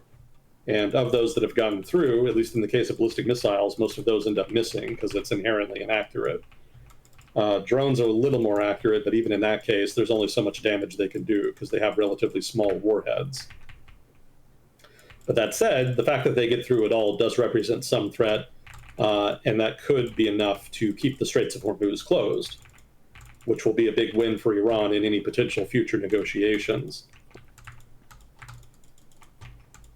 Also, the fact that this problem has been difficult to deal with does speak to the seeming unwillingness of the United States government to really invest in a robust air defense system. This is something that kind of, I don't want to say plague, but this was a persistent feature of the US military and procurement during the Cold War. There seemed to be a lot of resistance to developing a dedicated surface-to-air missile system. It did happen a couple times. I think I remember Nike Hercules way back in the 50s. But the Sergeant York system that was in development for so long ended up going nowhere. And there were a number of other systems that were similarly developed, but did not end up entering production. So for the most part, the strategy for dealing with the potential for enemy air attack through the Cold War was just to maintain air superiority. We were supposed to win control of the air using aircraft, and then that would be the air defense. The result of that is that coming out of the Cold War, we really didn't have much in the way of good SAM systems. The Patriot was the big one, and that wasn't really meant to shoot down like aircraft. That was originally envisioned more as an anti-ballistic missile system. And it took a long time for that to develop to a point where it could reliably even do that. I think in the first Gulf War, it had a very, very low interception rate. much lower than was reported at the time. So now, given that the United States itself and its Gulf allies have largely relied on what few air defense systems the United States has produced, the result is that there's a dearth of cost-efficient air defense systems. Pretty much everybody in the region has Patriot missile systems and whatnot. I think also THAAD, Theater High Altitude Air Defense Systems. But these are not good for shooting down drones. Like, these are more for the ballistic missiles. There needs to be something else. There has been air-to-air interceptions, American aircraft in the region, but what the Iranians are doing are firing the drones in swarms, like big volleys. And so that makes it relatively difficult for air-to-air interception because we only have so many aircraft that can do that. So what's really needed is a very cheap air defense system. And it's not entirely clear there's enough of those at the moment to really fully contain the threat. Right now, they're having to use fairly expensive systems. And I think probably in secret, there's a rush to try to mobilize alternatives. I did see online footage of what was supposedly a system that is cheap and that can shoot them down. I can't remember the name of it. I think it's something like precision munition. It had some funky military acronym. Do you know what a Hydra rocket is, Neuro? No. So Hydra rocket is just a very small, cheap rocket that's produced in mass. I don't think they cost more than like $20,000, $30,000, whatever it is. These are very frequently used with Apache helicopters and also occasionally fixed-wing aircraft. And you can attach a pod to the aircraft that can carry like fucking 70 of them. Like, they're very small. Their only disadvantage is that they're dumb. They have no guidance system. It is just a rocket with a warhead. It hits what you shoot it at, but it's not going to fly around and smart seek. It's not going to go after any target that you lock onto. It's just an old-fashioned dumb munition. So what happened is that the military developed a kit that could be attached to the rocket to give it the ability to seek a target. And from what I was reading today, it's actually laser guided. And the kit is fairly cheap. It doesn't cost that much. So you can pretty cheaply buy a bunch of Hydra rockets, buy a bunch of kits, add the kits, and then use them to blow up something that you can paint with a laser designator. And by cheaply, you mean cheap for a government, not cheap for viewers, right? Yeah, correct. Okay, gotcha. Tomahawk missiles cost, what, like $1 million, $4 million, whatever. So each one of those you use is relatively expensive, especially when you're using a whole bunch of them. But Hydra rocket, by contrast, that's a fraction of the cost. And it's much more comparable to the cost of a drone that you might use, that you might be trying to use the rocket to shoot down. And from what I saw today, you can apparently just paint one of these drones with a laser and hit them with one of the rockets. So this is a potential cost-efficient solution to the drone problem. But I don't know if they can scale it up quickly enough to really fully contain the drones before more expensive munitions run out. And that's something I haven't talked about yet. I should have talked about it last time. Because of how expensive a lot of these munitions are that are being used to intercept incoming drones and ballistic missiles, and because there was such a limitation of inventory of these munitions before the conflict started, there is some question of whether or not the US and Israel and Gulf allies might actually run out of these interceptors before the Iranians run out of either drones or ballistic missiles, or before the United States and Israel can sufficiently suppress their ability to launch these strikes to render it a moot point. That is a kind of ongoing race.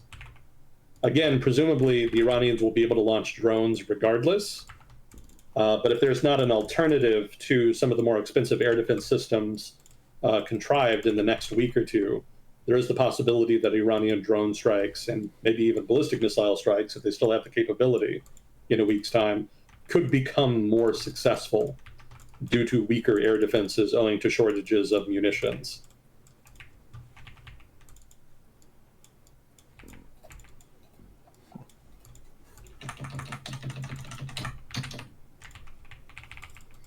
Another problem with the interceptors is that when the United States, well, when anybody fires an air defense system, they generally fire multiple projectiles at each target. It's not the case that if you have an incoming drone, you'll just fire one missile at it. Generally, you'll fire one or two. This is especially the case with ballistic missiles, where you really want to shoot it down before it hits, because they tend to do a good deal of damage when they hit. When Patriots are used to shoot down incoming ballistics, it's not going to be one missile. It's going to be like two, maybe even three or four, depending. So the more missiles and drones Iran fires, there's even more interceptors that have to be fired in response, which adds on to the expense of shooting down the incoming projectiles. Mm-hmm. And the fact that Iran generally fires these in volleys, again, further complicates it, because there's only so many launchers you have, so many launchers and so many aircraft you have in the air that can intercept these things. And so by firing in volleys, you can overwhelm these kinds of air defenses, generally fairly reliably. We've seen this in Ukraine over the past couple of years. So even if there's a fairly high interception rate, with a sufficiently large volley, you can guarantee at least a couple of hits. You may not do much damage with each hit in the case of drones, or in the case of ballistics, you may not actually hit anything because it's so inaccurate. But you are getting through, and that does represent some threat. I have some numbers on production here as well. The US produces 96 THAAD missiles a year. And for Patriot missiles, it's about 500 Patriot missiles were produced in 2024. 650 are expected in 27. This is actually not sufficient to keep up with the pace of operations, such as they are in Iran right now. So the United States and Israel do need to do more to suppress incoming munitions here if they don't want to run out of inventory.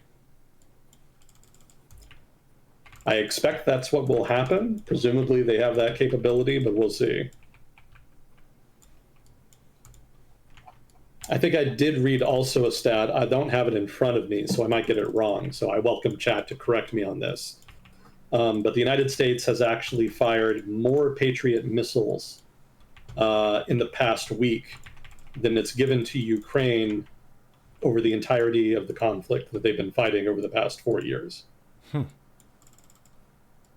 Yeah. Interesting. Also, I'll add on here, the United States actually cut Ukraine off from any Patriot missiles. So the United States literally doesn't allow anybody to sell them on. They've been cut off for, I think, 3 weeks now is what I saw. And I was kind of curious why that happened. It kind of seemed like maybe Washington was just being malicious again. Maybe trying to make more, get some traction on some of the quote-unquote peace talks with Russia that never go anywhere.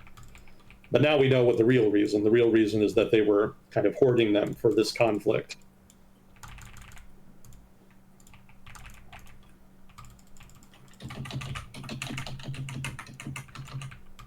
Okay, we already talked about this. Total number of airstrikes in Iran at this point is several thousand. That's for Israel and the United States apiece, so many thousands in total. Let's see. I think you already mentioned, you saw the thing about the Iranian ship that was sunk by the American submarine. Is that the one that was going to the exercise? That was the one that was coming back from the exercise. But yeah, that was the one. Yeah, that was actually sunk by an American submarine, and that's the first sub-kill the United States has had since World War II. Interesting.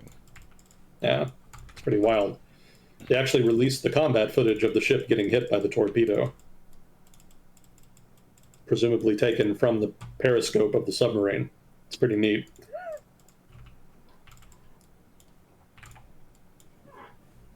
Let's see. Also, there was some reporting about Iraqi militias coming under attack in Iraq. Not a lot of news coverage of that. So I don't have a lot of details, basically. But there's been a couple airstrikes in Iraq targeting militias. And there was some kind of weird incident where foreign military personnel were discovered in like western Iraq in the desert, and the Iraqi army apparently got into a skirmish with them when they went to investigate. Not really sure what that was about, and I haven't heard anything more about it. But I did read an article to that effect. Let's see. We already talked about the oil facilities that were hit. Oh, the F-35 got its first air-to-air kill. Oh, is that one of Apparently, the vertical flying ones? Vertical takeoff? yeah. Well, I don't know which version F-35 it was, so it may not have been a VTOL variant. Because there are variants of the F-35 that don't have the ability to do that. But yeah, it's overall like the same overall model, same aircraft. Apparently, an Israeli F-35 shot down an Iranian Yak-130. Yak is Yakovlev. Yeah, I'd never heard of a Yak-130, actually, before I read about that. I was curious what that was. Apparently, it's a trainer. So it's not a dedicated combat aircraft, but occasionally countries, when they want to save money, they'll buy trainers and then modify them for combat roles. And in the case of Iran, you know, they're getting bombed. A lot of their air force has been destroyed already, and their budget has been limited over the past couple decades. So I don't doubt that that's what happened here. They probably modified some Yak-130s to get them in the air to try to maintain what control over their airspace they can. And in the process, one of them got apparently destroyed by an Israeli F-35. So some history made. More dramatic than the F-22 even. And what was that again? The F-22 is the stealth. Actually, the F-22 was the first stealth fighter, the first dedicated stealth fighter. It's been in service much longer than the F-35. The joke about the F-22 is that its only air-to-air kill in combat was that Chinese spy balloon that was shot down a couple years ago during the Biden administration. I remember that. That's funny. Yeah. Yeah, so the F-22, for an airplane that was designed to fight and win World War III against a peer rival, has, over the course of its not so storied history, only managed to shoot down a balloon. Not so dramatic. So the F-35, by contrast, has already, in that sense, superseded it. It has actually shot down something. Albeit only a trainer, technically.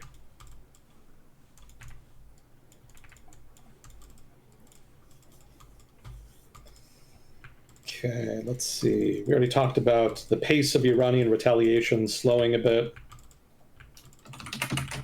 Running down air defense munitions.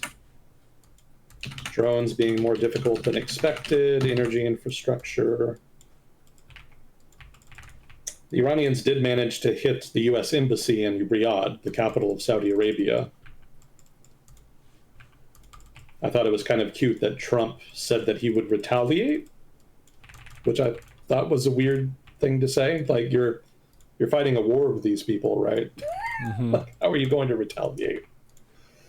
Kind of reminded me of a video I saw from Ukraine in the opening week of the war with Russia. There was I think it was in southern Ukraine somewhere, in some city or town. And there was a woman who was talking to a Russian soldier, basically bitching him out. And he told her to stop escalate. Don't escalate things, I think is what he said. And then she flipped out and said, how the fuck can we escalate things further? You're already here. Yeah. So I don't really get what Trump is saying when he says he's going to retaliate to the embassy being hit. Like, there's already a war, man. Like, you can't really escalate much more than that. Let's see, there was also a U.S. consulate in Dubai hit. And let's see, the Revolutionary Guard said that we will hit all economic centers in the region, end quote. So that's just them basically confirming what they were already doing. There were some weird examples of the Iranians attacking weird shit. I don't know if that's because of bad intelligence or maybe just their command and control deteriorating.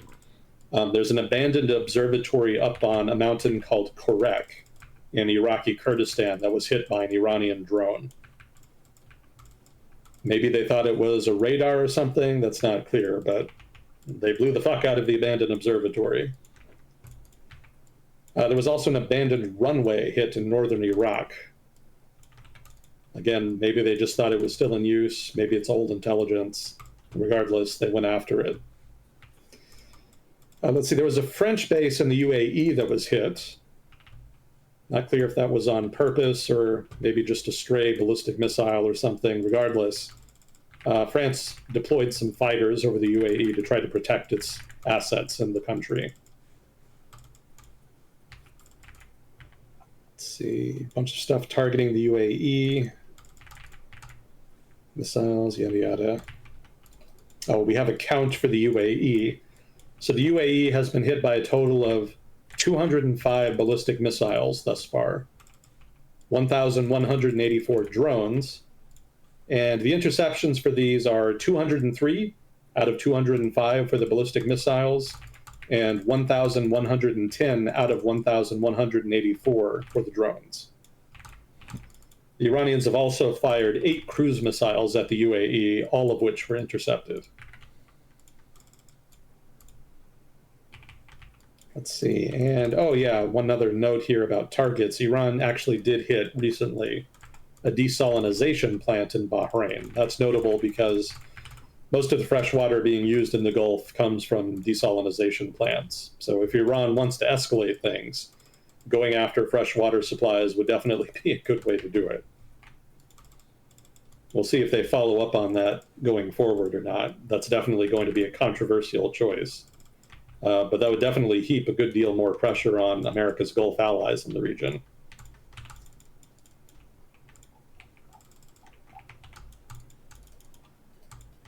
Okay. So I finally got to the Kurdish notes here. Did we have any questions, or was there anything you wanted to get to? We did have some questions. Okay. Maybe I can take a break here and we can get to those.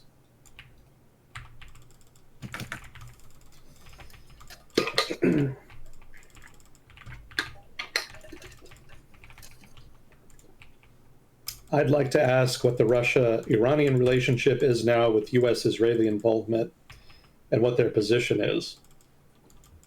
I mean, the relationship is the same as it was before, which is basically that they're partners, but not treaty allies. We talked about this at length last time. You know, Russia and Iran never made any commitments to defend each other in the case one or the other came under attack. And given that Russia is already tied down in Ukraine, there's pretty much a hard cap on what they can realistically do here for them. I have it later in my notes here in the diplomatic section, but one of the things Russia is supposedly doing is helping the Iranians with targeting. Supposedly Russian satellite assets and intelligence are being shared with the Iranians to help them better target Israeli-American assets in the Gulf region. How true that is and to what extent it's true, not entirely clear. Don't really know yet, but supposedly the Russians are offering some assistance. But I haven't read anything yet that suggests they're supplying significant amounts of weapons, ammunition. Certainly there seems to be pretty much zero chance that they'll actually outright intervene. So Iran is pretty much on their own here, at least as far as Russia.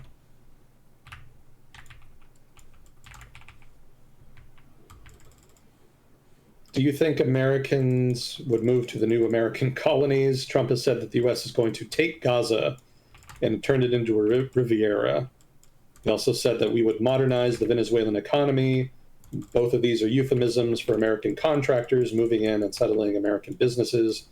Do you think everyday Americans would do colonialism part 2? I don't think that's what he's doing. I think when he says that he's going to remake Gaza and turn it into a new Riviera, well, for one, I think he's shit-talking. I don't think he has any intention of actually doing any of that. But even if he were, I don't think he would be doing it so that Americans could come in and take advantage of it. he has very little record of trying to do things to benefit like American businesses, American corporations, etc.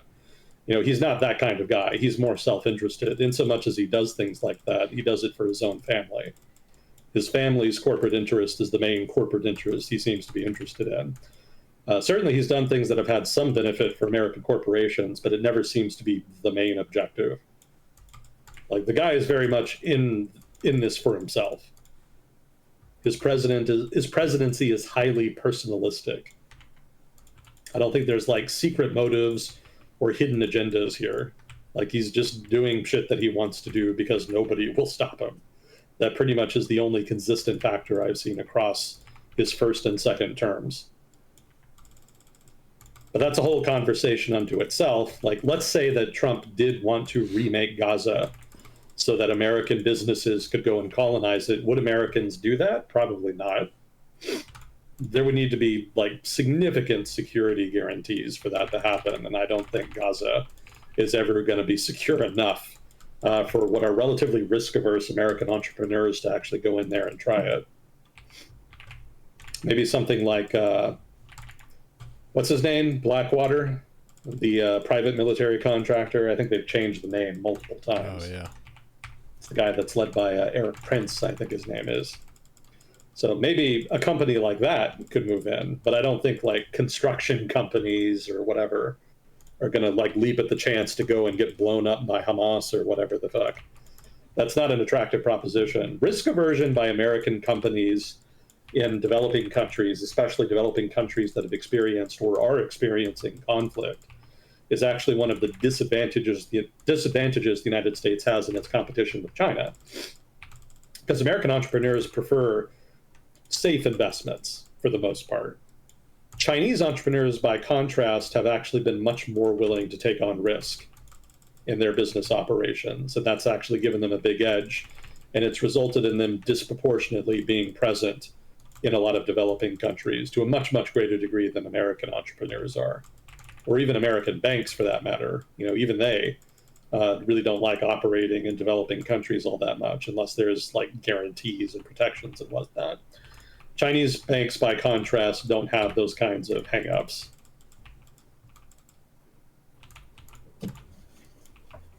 So what was the other one again? It was Gaza and then Venezuela. Yeah, Venezuela is not going to be attractive either.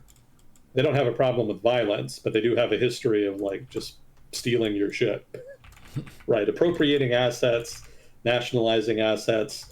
Entrepreneurs don't like that. So even if the Venezuelan government is pretending to kind of go along with the Trump administration's agenda, whatever that may be, I don't think a lot of entrepreneurs are going to be comfortable jumping in unless there's more guarantees and more certainty. We're probably a year or two out at most from there being a significant influx. And that's assuming that the Venezuelan government actually does end up liberalizing, which I doubt it will. I'm pretty dubious about the prospects there. Oil companies might move in, but even they're on record as saying that they're pretty dubious about the profitability, about the risk inherent in investing in Venezuela, even at this point.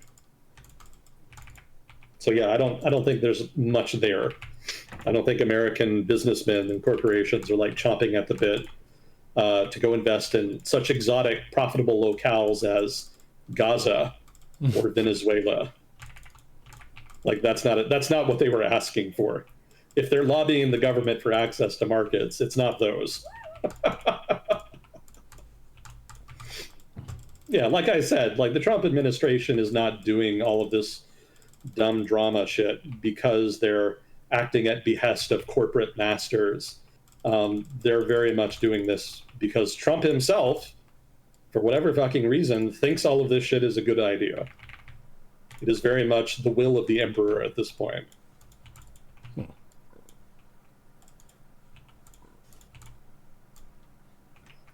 Let's see, given the current crop of laws suddenly coming into effect or being passed requiring mandatory age verification on all operating systems across many states and countries, have you seen any effect on political discourse in countries other than the US? Not yet, but I don't doubt there will be. I think this is happening at an inopportune time. Because I think if all this drama in the Middle East were not happening, this would be a much bigger topic of conversation, especially in Europe, which has a much stronger track record of protecting privacy than the United States does at this point. But as is, this item has gotten crowded out of the news. Yeah, there's definitely been a trend in the private sector towards eroding privacy to require age verification nominally, as always, to protect the children, the rallying cry of all authoritarians everywhere. And yeah, there hasn't been much pushback as of yet, but I think that's just a matter of time. I think the European Union especially is going to dip in on that eventually. God knows what the US will do. The US very much has its head up its proverbial ass at this point. So I have very little optimism that the FTC or other such agencies are going to be proactive there. So our hope lies once again in European regulation. Kind of an embarrassing position to be in, but again, 2020s are very dumb. C'est la vie.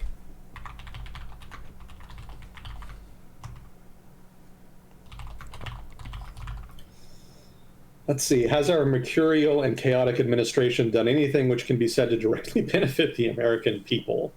I assume it would be completely buried in the news cycle. It really depends on how you want to define benefit, because as we've seen, there's a huge number of people in the United States who feel that ejecting large numbers of illegal immigrants is beneficial. And in so much as that's the case, then yeah, the Trump administration has done something beneficial for them. That's very much what a lot of people voted for, and they've gotten what they wanted. I don't think it's happening maybe at the pace that they would have wanted. I think it's extremely unlikely that they're going to deport like anywhere near a large proportion of illegal immigrants in the United States. Like even if they go much harder for the remaining, 3-some years of the administration, that's not likely. But in so much as they can, they are trying. And I think people who voted for that are fairly pleased by it. At least that's my understanding. The Israelis are certainly very pleased, but in so much as they have allies in the United States, I imagine they're pretty happy. So those American people are benefited, quote unquote. What else have they done? There hasn't been a lot of like big legislative achievements. Like I don't recall them doing. I must have forgotten something. I feel like all last year was just arguing about the budget. Congress seemed to be really wrapped up in that. So I don't remember any big ticket legislative items actually getting passed.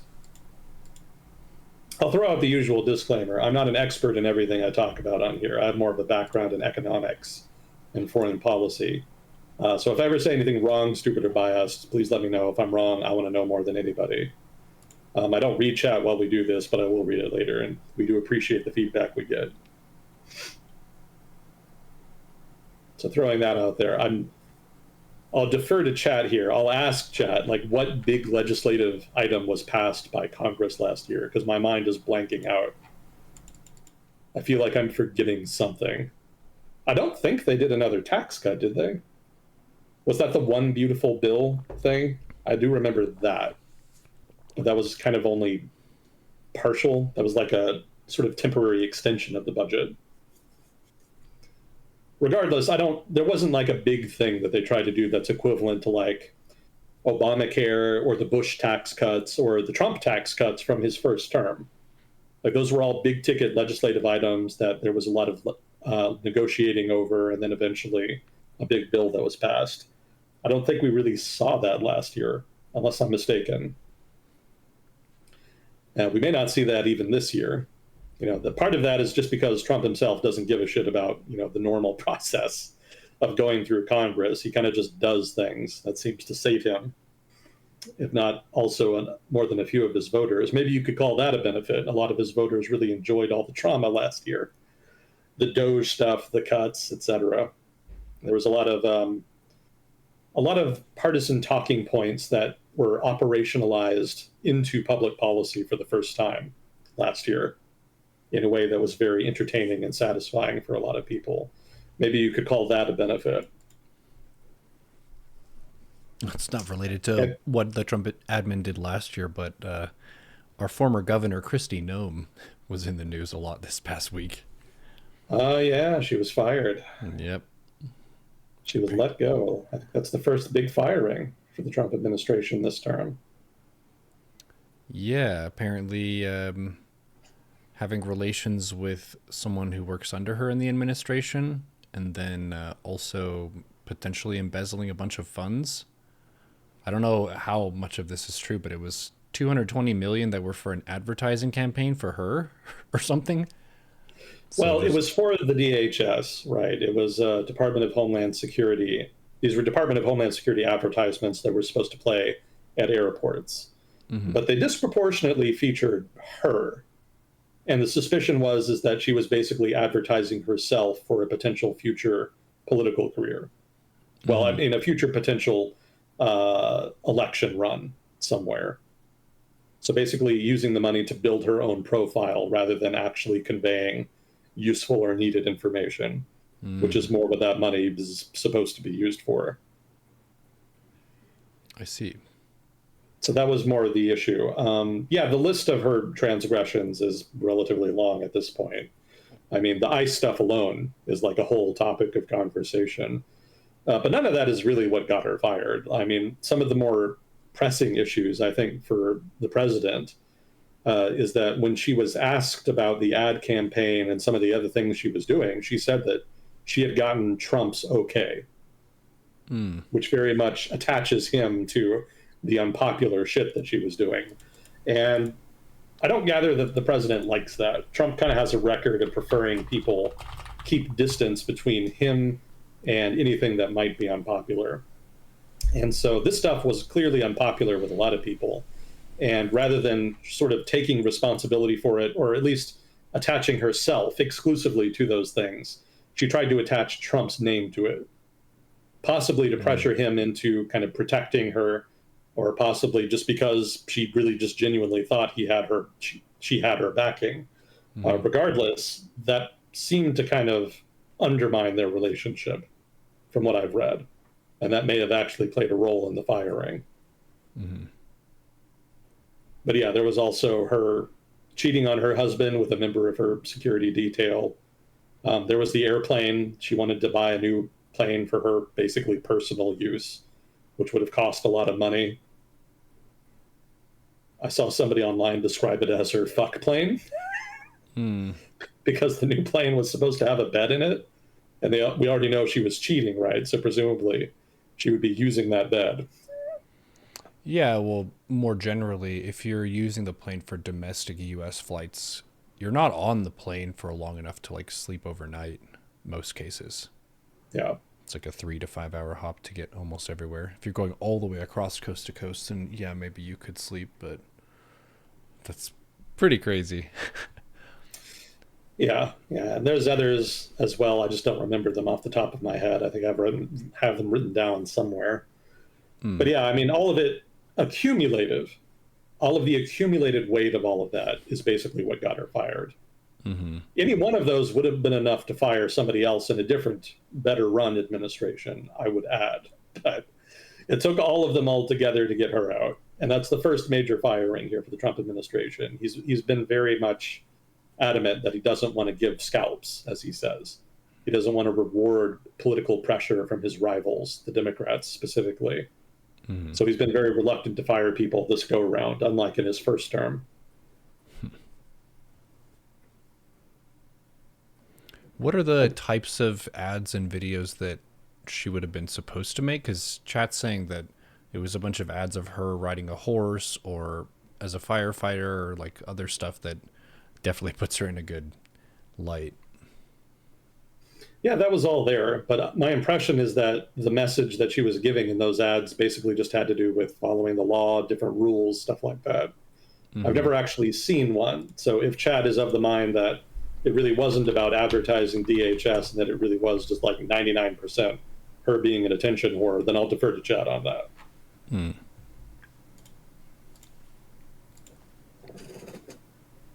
Regardless, she was not using the money for the intended purpose.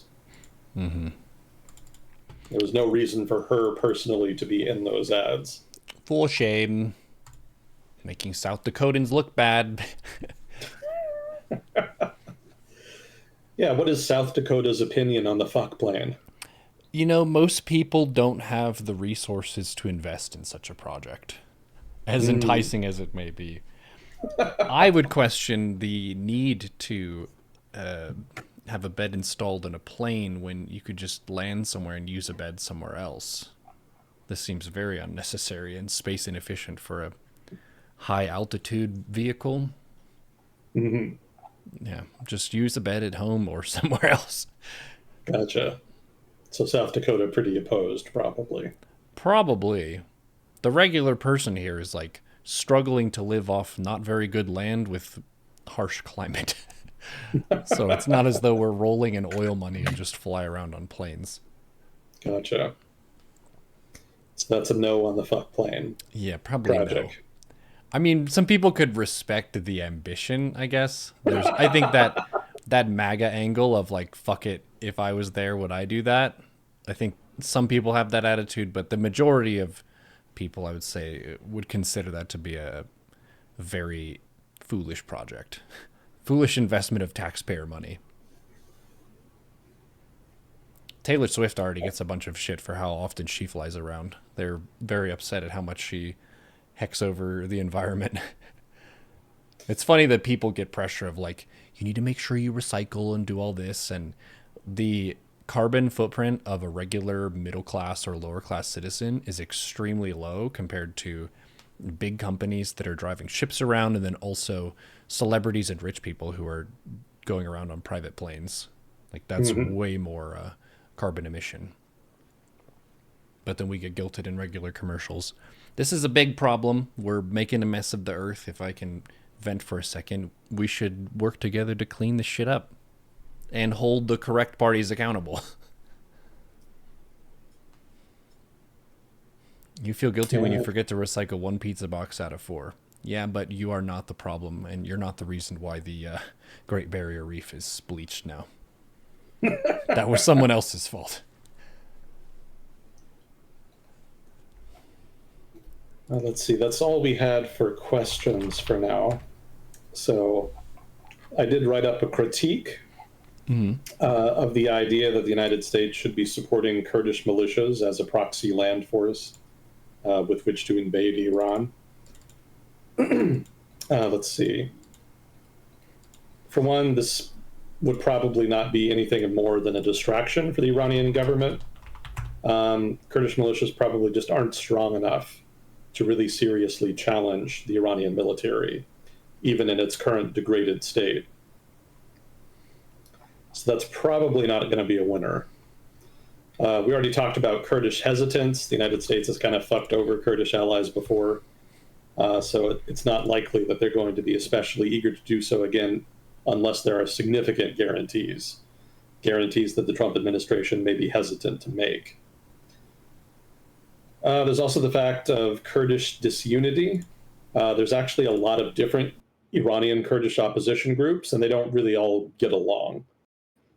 So, and it's unlikely you'll be able to do much just by allying with only one. You'll probably need them to kind of group together to form a larger group, and it's not clear that if that's going to be politically feasible. Let's see. Also, a lot of Kurds in Iran are actually, patriots. Like they actually do like their country. They may not like the government, but they're not necessarily going to be eager to carve out a Kurdish state out of Iran. Not every Kurd is just inherently born desiring an independent Kurdistan. There are a lot of actual nationalists and patriots who prefer loyalty to their own country.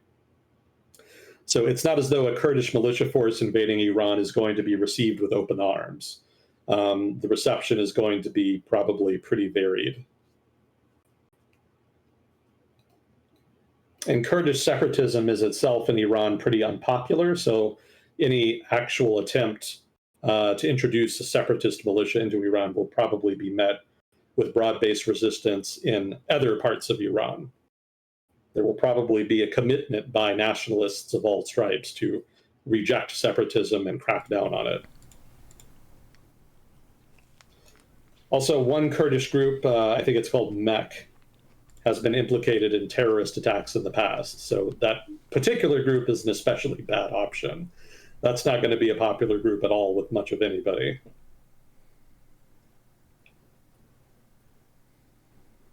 Also, if you use Iraq as a jumping off point for Iranian militias to invade Iran, you're likely to stir up some shit in Iraq itself, because like I mentioned before, there are a number of Iranian-aligned militias in Iraq that could be activated and start a conflict within Iraq, targeting Iranian-aligned militias. Targeting Kurdish Iranian militias in Iraq. There we go.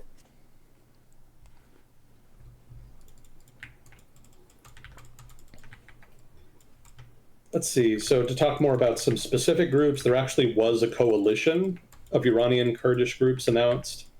5 separate groups. I think I had the notes on them. The Komala Party of Iranian Kurdistan, the Kurdistan Democratic Party of Iran, the Organization of Iranian Kurdistan Struggle, the Free Life Party of Kurdistan, and the Kurdistan Freedom Party. The People's Front of Judea and the Judean People's Front. Yeah. Yeah, they all kind of have a similar ring to them. Mm-hmm. So let's see. Of these, the Komala Party and the KDPI, the Kurdistan Democratic Party, have the most political heft, in other words, the most political support, but they have very little in the way of any actual military capability. Let's see. The Free Life Party of Kurdistan, PJAK, they have the strongest military capability of all of these groups, although that's still not saying very much. But they don't have as much broad political support. In the case of the Kurdistan Freedom Party, they're a much smaller group than these other groups, but they have actually received training from the U.S. military in the past. And they've actually been asking for support from Washington and Tel Aviv recently. So all these different groups have come together into a single coalition. What they're going to do with it is not entirely clear, and some of their spokesmen have come out and, as I've already said earlier, said that they're not going to do anything unless they have some ironclad guarantees from the U.S. and Israel that they're going to get help if they make a move. And as I've already mentioned, even if they do make a move, they may not be able to really make a dent in Iran for all the reasons aforementioned.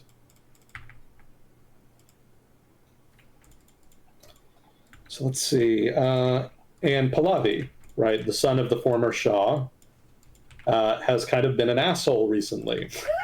Oh. He's been shit-talking all of these other groups. He said he's not interested in the Kurds invading Iran, and has also been basically denigrating other opposition groups that exist outside of Iran, presumably with the logic that he himself should be the leader of the opposition and should be the main focus of any entities like, say, the US government or Israeli government that are looking for a potential leader of an alternative government that might be set up in Iran. So he's basically positioning himself as the leader of the opposition and wants the corresponding respect and attention that that role entails. But there are so many other opposition groups that it's kind of difficult to do that, so he's actually been implicitly attacking them. And you said there's a decent chance that he could be assassinated because he's not supported by the current government, right? Correct. Yeah, if he is actually the main figure for the opposition, and certainly in terms of personalities, in terms of individual people, he is probably the single most high-profile Iranian opposition leader, then the Iranian government does have an incentive to kill him. Even in terms of just symbolic value, that would be valuable. But if he actually does get some support from the US government and whatnot, then yeah, he's an even higher priority target in that case. Let's see. And then an even better reason why this would be a bad idea, and why it probably won't happen in any case, the Turkish government really does not like Kurdish separatist groups, and Turkey is still technically the most powerful government in the region. So if the United States wants to try to force it, we probably could, but we would be making a pretty potent enemy there. the Turkish government already hated the fact that the United States supported Syria's Kurdish militias for as long as we did. I don't think it would play out much differently if it happened here. Probably whatever Kurdish militia the United States supported to potentially invade northwestern Iran would probably come under pressure, excuse me, pretty quickly from the Turkish government. They do not want that shit running around the region. And not to skip ahead too much, but basically the Trump administration actually released a statement. I think it was Marco Rubio, actually, that said, no, wait, it was the Turkish government. They released a statement that they had received assurances from the U.S. government that we would not be backing a Kurdish incursion into Iran. That's probably one of the biggest pieces of evidence that it's not happening. Yeah, you can bet when the rumors started that the U.S. would back a Kurdish incursion into Iran, that probably the first thing that the U.S. government heard were Turkish complaints. That probably lit up their phone pretty quick. The Turkish government takes that very seriously. They respond very quickly to any kind of significant Kurdish activity in the region.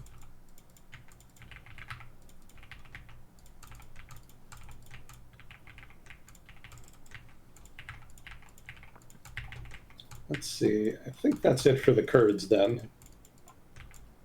A couple other items here. Oh, so did you hear about excuse me. Did you hear about the friendly fire incident? No. So there was a Kuwaiti FA-18 which accidentally shot down 3 American F-15Es.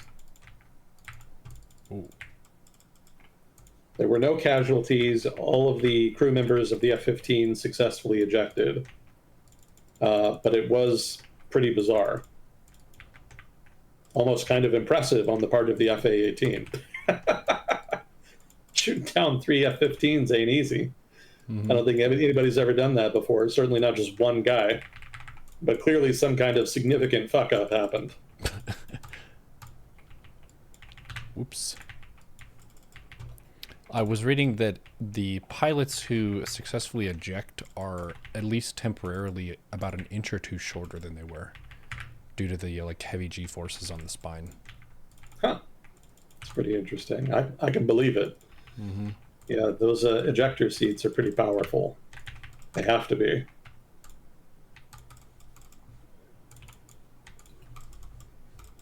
Let's see.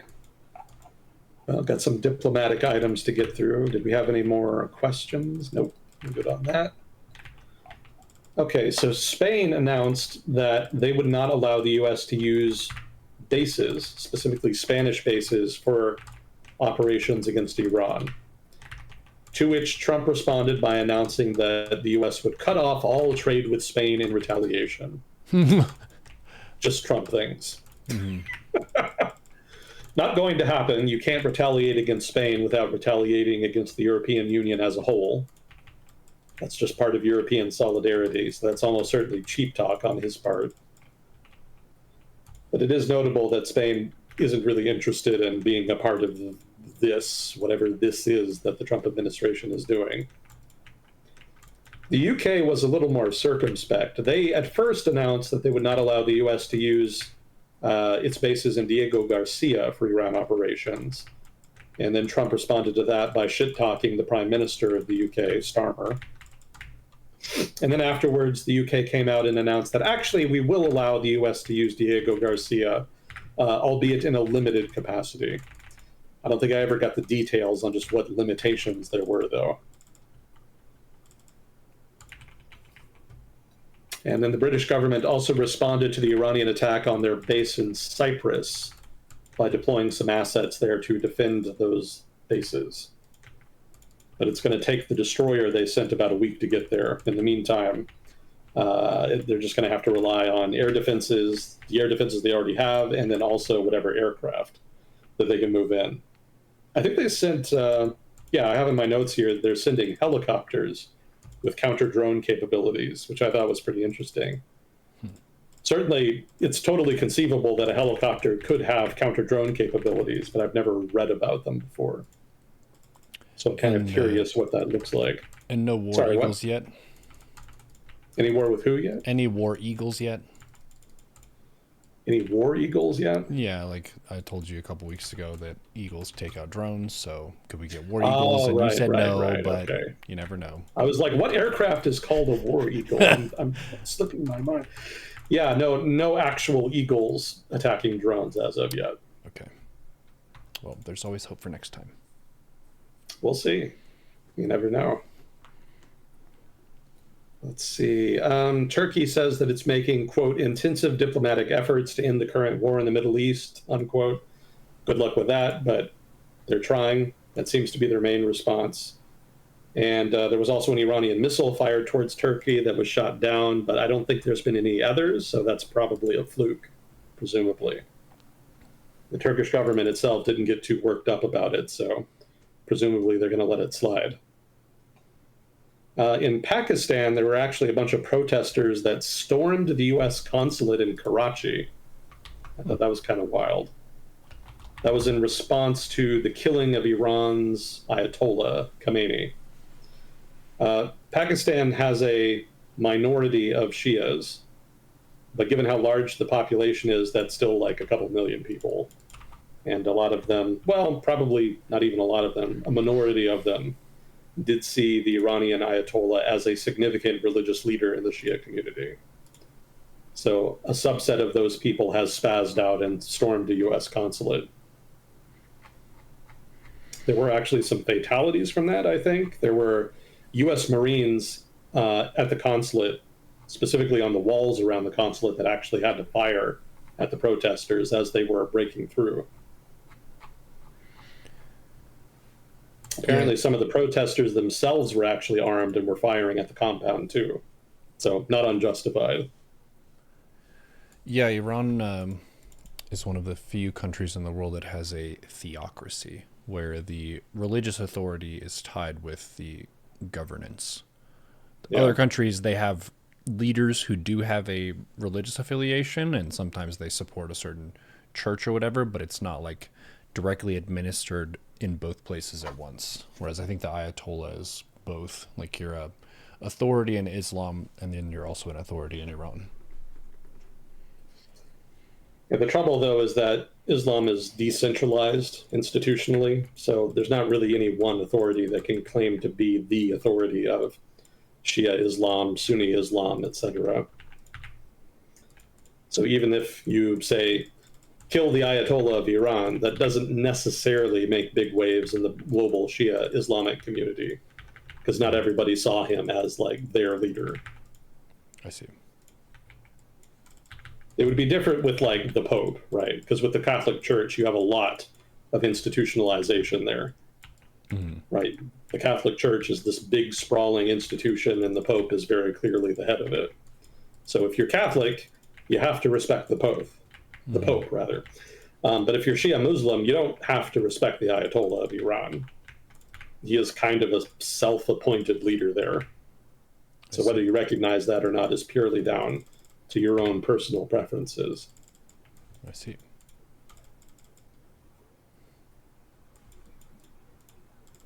Let's see. On Ukraine, I already talked a little bit about Ukraine and the Patriot missiles that were not delivered.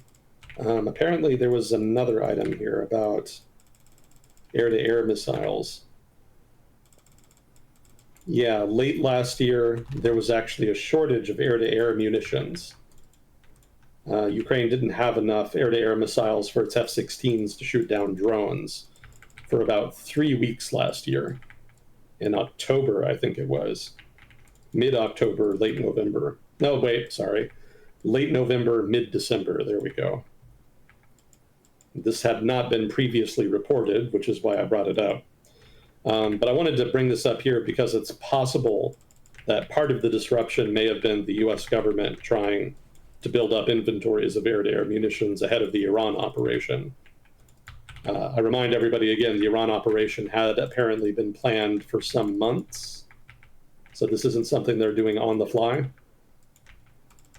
So it could be that some of these disruptions in supply to Ukraine are related to the buildup for the Iran conflict.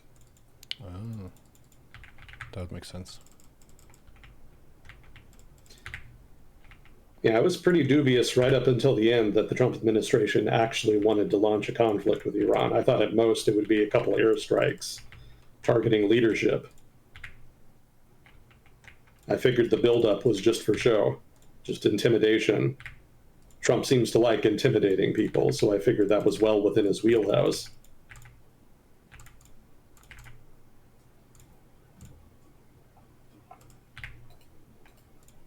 Let's see, on Russia. So Russia's negotiating position vis-a-vis the Ukraine conflict is actually much improved now, because the United States is now tied down with a conflict with Iran, and therefore there's a hard cap on just how much attention and pressure the United States can threaten Russia with. We're already in one conflict that pretty much rules out a conflict with Russia. So previous to the conflict with Iran, it was kind of implicitly understood that if the United States wanted to, we could significantly escalate our involvement in Ukraine. And that helped American leverage in peace negotiations, even if the Trump administration undermined it by giving any and every signal that they didn't want to do that. But it was still technically possible. Now it's not really technically possible. Hypothetically, we could do two conflicts at once, but it would stress resources to the breaking point. We've already seen the issues with inventories of air defense missiles, air defense munitions, what have you, as well as ranged fires of one kind or not, the stores of which are also getting run down.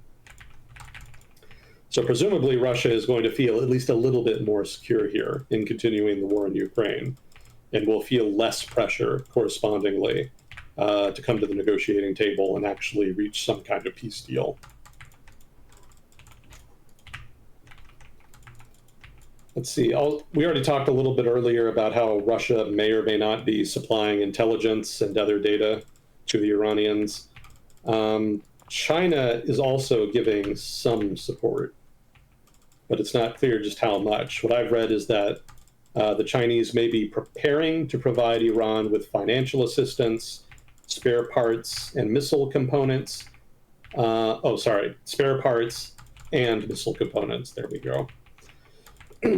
So all of that would be useful to Iran, but is not really game-breaking per se, depending on the scale. Maybe they go all in, but they haven't even done that for Russia. I don't know why they would do it then for Iran. But there may be some support from China incoming.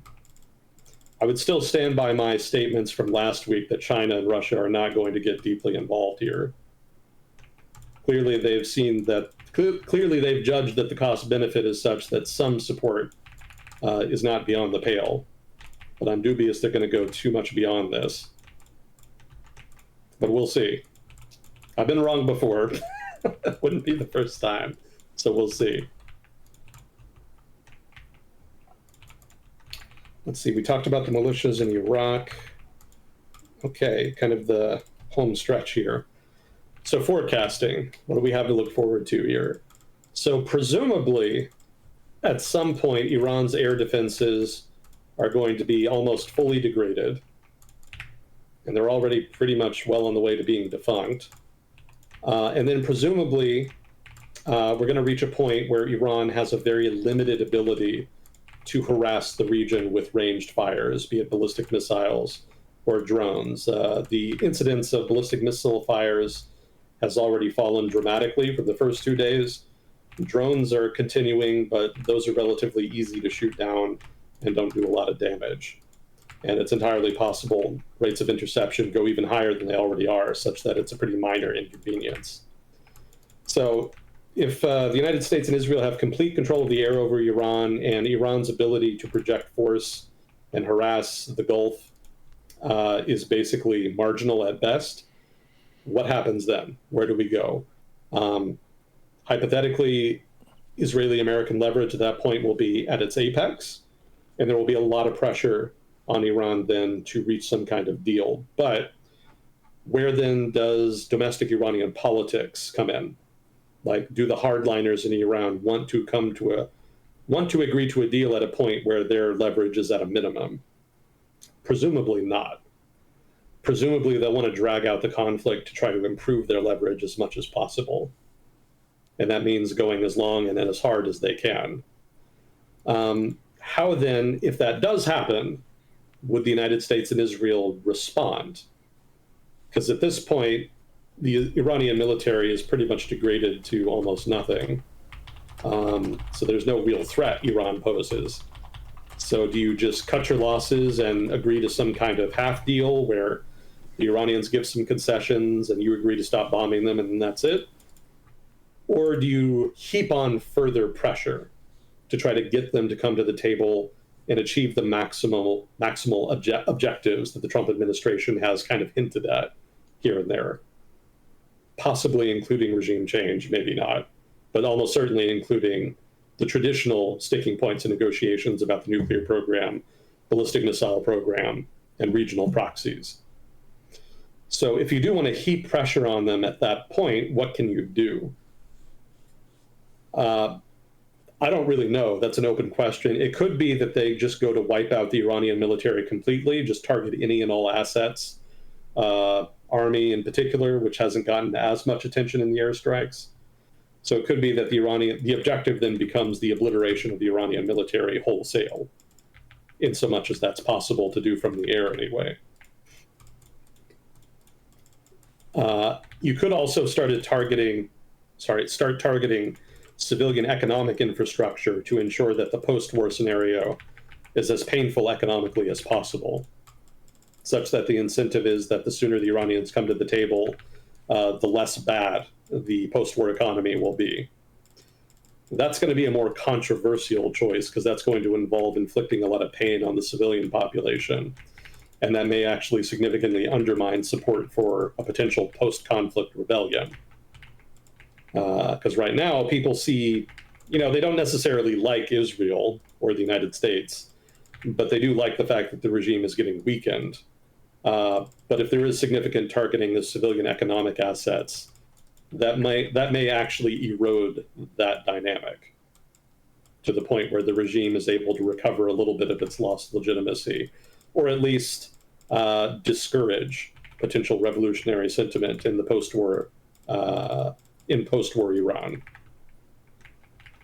So that's all speculation and hypothetical. That's just my attempt to try to game out how some of this could hypothetically play out. I don't know if that's going to happen, but that is a potential risk factor for American planners here.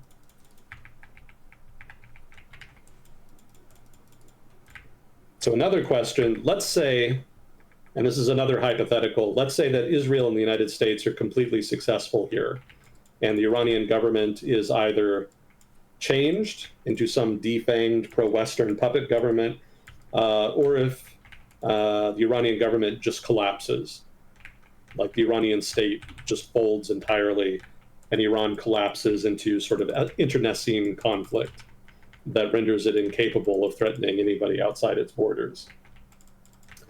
Let's say one of those objectives is actually achieved. What potential impact on the region would that have?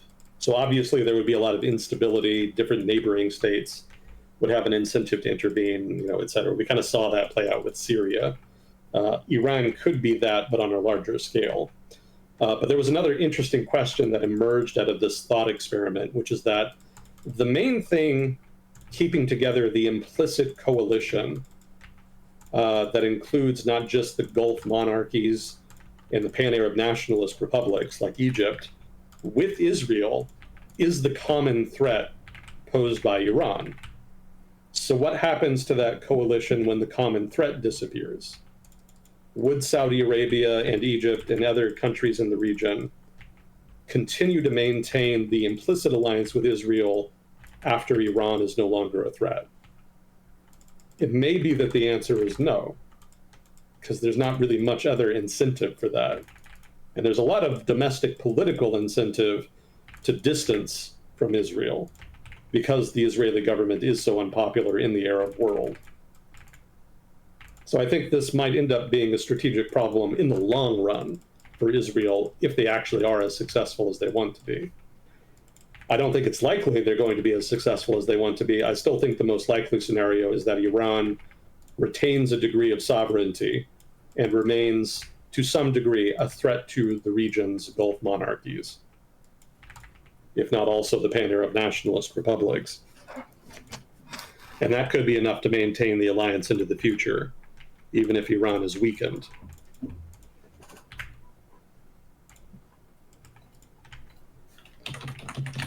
And then a random thought about domestic US politics. One of the things that happened after the US intervened in Venezuela with the Maduro kidnapping is that the Trump administration moved pretty quickly to try to force migrants in the United States who were from Venezuela to go back to Venezuela, because according to the Trump administration, it was now safe.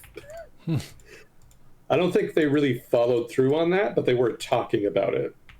So I wonder if maybe something similar couldn't happen with Iran, where if the Iranian government did actually collapse or change, maybe the Trump administration would take that as an opportunity to start applying pressure on dissident Iranians taking refuge in the United States to return to Iran and get out of the US.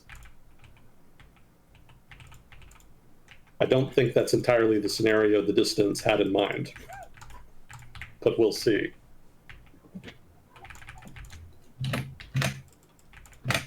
Okay, that's it for the Iran notes for today. Good book. So all told, this could go well for the United States. Like, they may actually achieve the main objectives of degrading Iran's military capabilities, especially the ballistic missile program. But it's still not clear just how far the US wants to go with this, and just what conditions there are for the fighting to stop. So in that sense, because it is an open-ended conflict, it has the potential to turn into a Category 5 shitstorm. We will see if that's what it evolves into. I'm inclined to assume that the Trump administration will be its usual transactional self, and if the costs get too high, they'll jump at the chance to just declare victory and leave. How long that'll take, difficult to say. I'm going to say, just shooting from the hip, let's say a month and change. Given how expensive gasoline is about to get, I don't doubt that'll be enough to make people in the US angry. People here really hate high gas prices.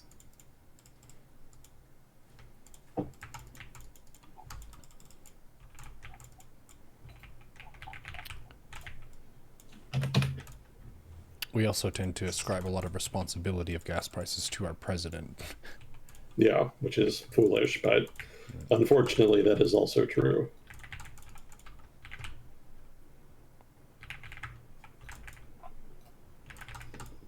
Well, how are we doing on time? Been going for 2 hours and 50.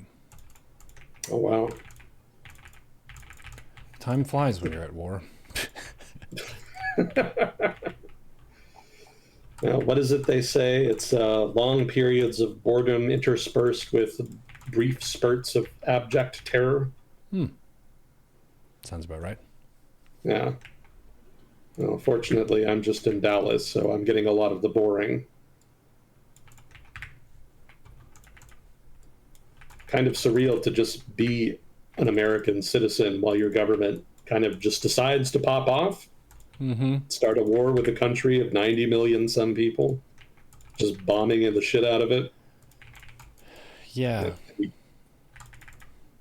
the government doesn't seem to really care what I think about it. Just doesn't even bother explaining it. Just kind of rolls out. Yeah, I feel like for some other regimes, historically, there was a lot more propaganda to at least explain stuff. Not necessarily a true explanation, but just some explanation. Yeah. Whereas for us, it's like we don't even really get much of one at all. I think I feel like we're perilously close to the Trump administration just responding to inquiries about the war by saying, fuck you. That's our future. It's just going to be, fuck you. Why are we fighting Iran? Why are we deploying all of these assets? Why are we expending all this treasure? Shut the fuck up. Go back to work.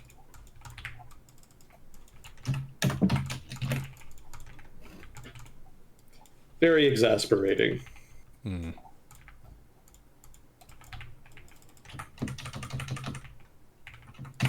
Well, before we run out of time here, I did have a couple other items. Just stuff that kind of flew under the radar because it got crowded out because of all the drama in Iran. The French government did say that they're going to extend their nuclear umbrella to European allies. I don't know if I mentioned that last week, but regardless, it's worth mentioning again, even if I did. That is a significant development. The Polish government has also expressed some interest in achieving some kind of nuclear capacity, which is an interesting statement. We'll see if anything comes of that. We already talked about Kristi Noem being fired as head of the DHS. There's an election in Hungary coming up, and Orban may actually lose. Really? I thought he had a lot of control there. Oh, he really does. But there's a opposition coalition that has emerged that is making a substantive effort to challenge him, and the polling is pretty close to neck and neck. So it's not guaranteed that he'll lose. It's entirely possible he'll just win again. But the coalition is actually making a lot of progress, and yeah, they do have a chance of winning. It would be a significant change in government if they did, although not much may actually change in practice because of constitutional changes made by Orban and his party. They're actually going to, in practice, retain a lot of control over Hungary's institutions, even if they lose an election. Some of that has to do with the electoral system and some of the gerrymandering that's occurred there. But it also has to do with the fact that there's a lot of appointees in the civil service in Hungary that are going to stay in office even after Orban leaves office if he does lose an election. And that will, in turn, give him some degree of control and influence over Hungarian politics, even if he's out of power. It's kind of similar to Putin when he let Medvedev sit in the front for a little bit. Well, no, because in that case, Medvedev was a complete front. Like, he was not in any sense an actual opposition figure. He was very much in Putin's coalition and was managed as such. In this case, the coalition opposition is an actual opposition. And if they won power, there would actually be a substantively new government formed. What I'm emphasizing here is that given that Orban's people will still be in government, there's a cap to how much a new government could actually change. They could make some changes, but they would not be able to make all of the ones they would want, at least not without significant bureaucratic resistance. Also, Orban and his wealthy allies control pretty much all of the major media outlets in Hungary. So if they lose power, then the media environment in Hungary would presumably become immediately hostile to the new government and would remain hostile for the duration of their stay in power, which would make things pretty hard on them, at least as far as building public legitimacy and potentially winning re-election later. So even if Orban loses, he's still got the inside track to get back into power eventually, and to limit the ability of a new government to undo all of the damage he's done. There's an immense amount of gerrymandering done. That's one of the reasons he's stayed in power as long as he has, as well as jury-rigging the electoral system to favor his party. So undoing those changes would require a two-thirds majority in the legislature to make new constitutional changes that undid them. And it's not likely that the opposition will be able to get that many seats in the legislature. So those changes will probably stay.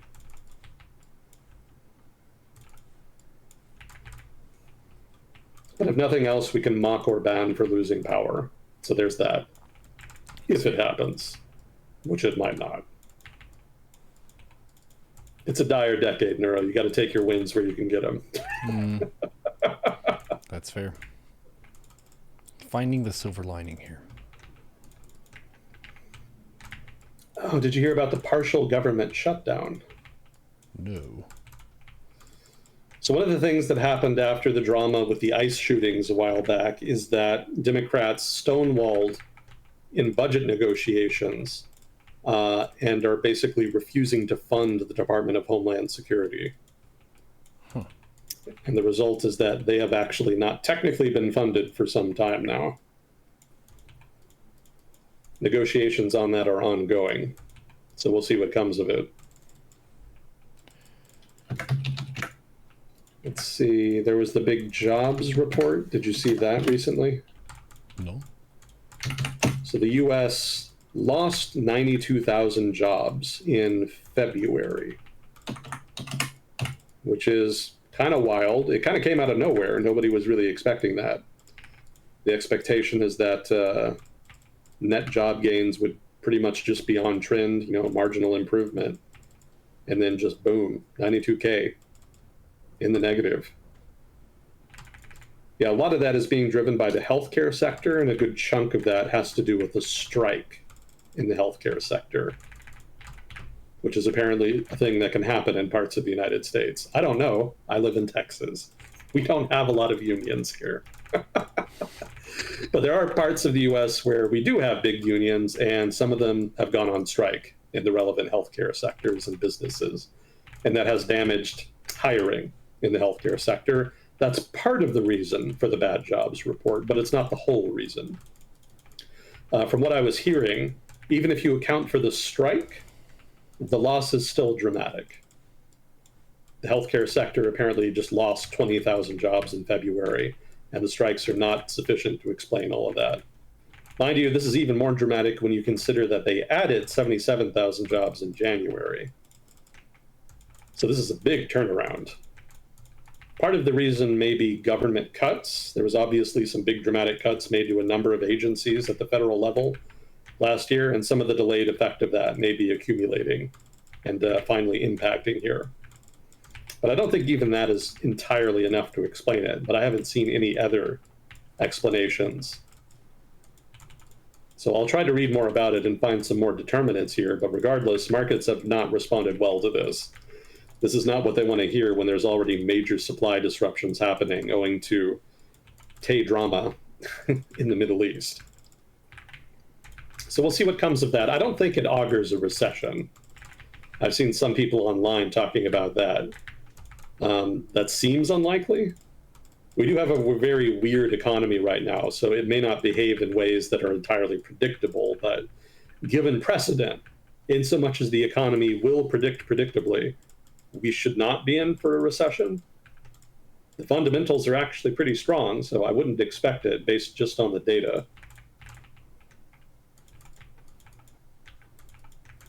Part of it will depend on whether this loss persists.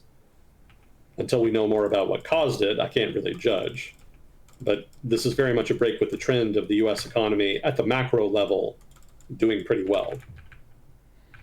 Yeah, ever since overall. COVID, it's been fairly resilient.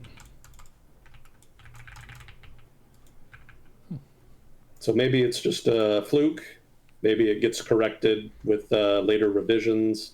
Maybe we're all about to die. You never really know in the 2020s. Could go any which way. Must be exciting if you're a gambling addict. You can bet on anything now, Neuro. Mm-hmm. Have you heard about that? The Poly Market ship? No, what's that?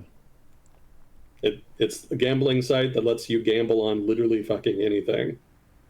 And they've actually been coming in for a good deal of criticism since the war with Iran started, because you can actually bet on stuff regarding the war, like whether or not the war was about to start. No. Now that it started, you can bet on when you think it's going to end. You can bet on how many strikes there's going to be. It's all very kind of tactless. Yeah. And a lot of people don't like it. There's also the fact that it incentivizes insider trading. Like there's some suspicion that people in the Trump administration may have placed big bets just ahead of the start of the war to make some money. What? Yeah. Like if you can bet on the start of a war, which you can on Poly Market, and you're a government insider and you know a war is going to start, why not place a big bet and make some money? Because that's very immoral. It's very immoral, but it's not really illegal, is it, Neuro? Haven't we made enough boxing movies that have this exact premise already? You're gonna go down in the fourth. But I'm a fighter. I want to fight. Like, I want to just pursue the best outcome for me. You're going down in the fourth. Yeah, there's going to be some new laws after all of this dumb shit finally ends. That's making the charitable assumption that it does eventually end. But presumably stuff like this is going to be illegal. There's just too many conflicts of interest. It is kind of absurd. I love that fuzzy cord. The 2020s is the era of rediscovering why the old rules were created. Yeah. Well, I don't mind relearning. I just wish we didn't have to relearn the hard way, which seems to be the preferred approach. Yeah. Yeah, I mean, a lot of people are going to die. Like, that's what it comes down to. A lot of people are going to suffer and die needlessly because we're doing dumb shit.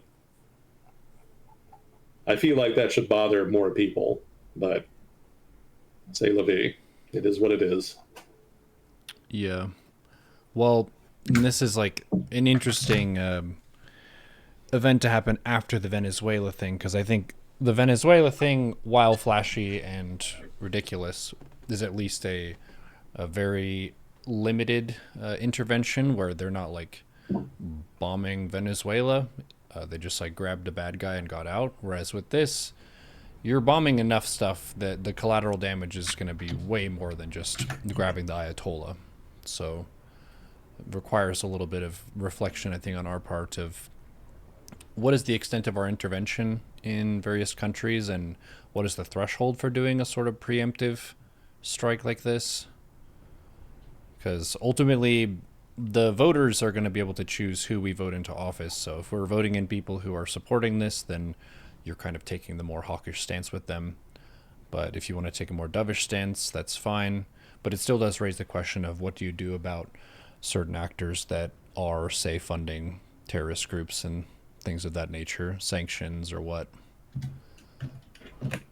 But it is definitely more complicated than we know, or than the average person knows. Yeah, there's a whole process for that. You know, elections, politics, messaging, signaling, analysis, you know, both within and without the government. Like, going to war is a big deal. It's not something you take lightly because there's a lot of uncertainties. A lot of shit can go wrong, unexpectedly so.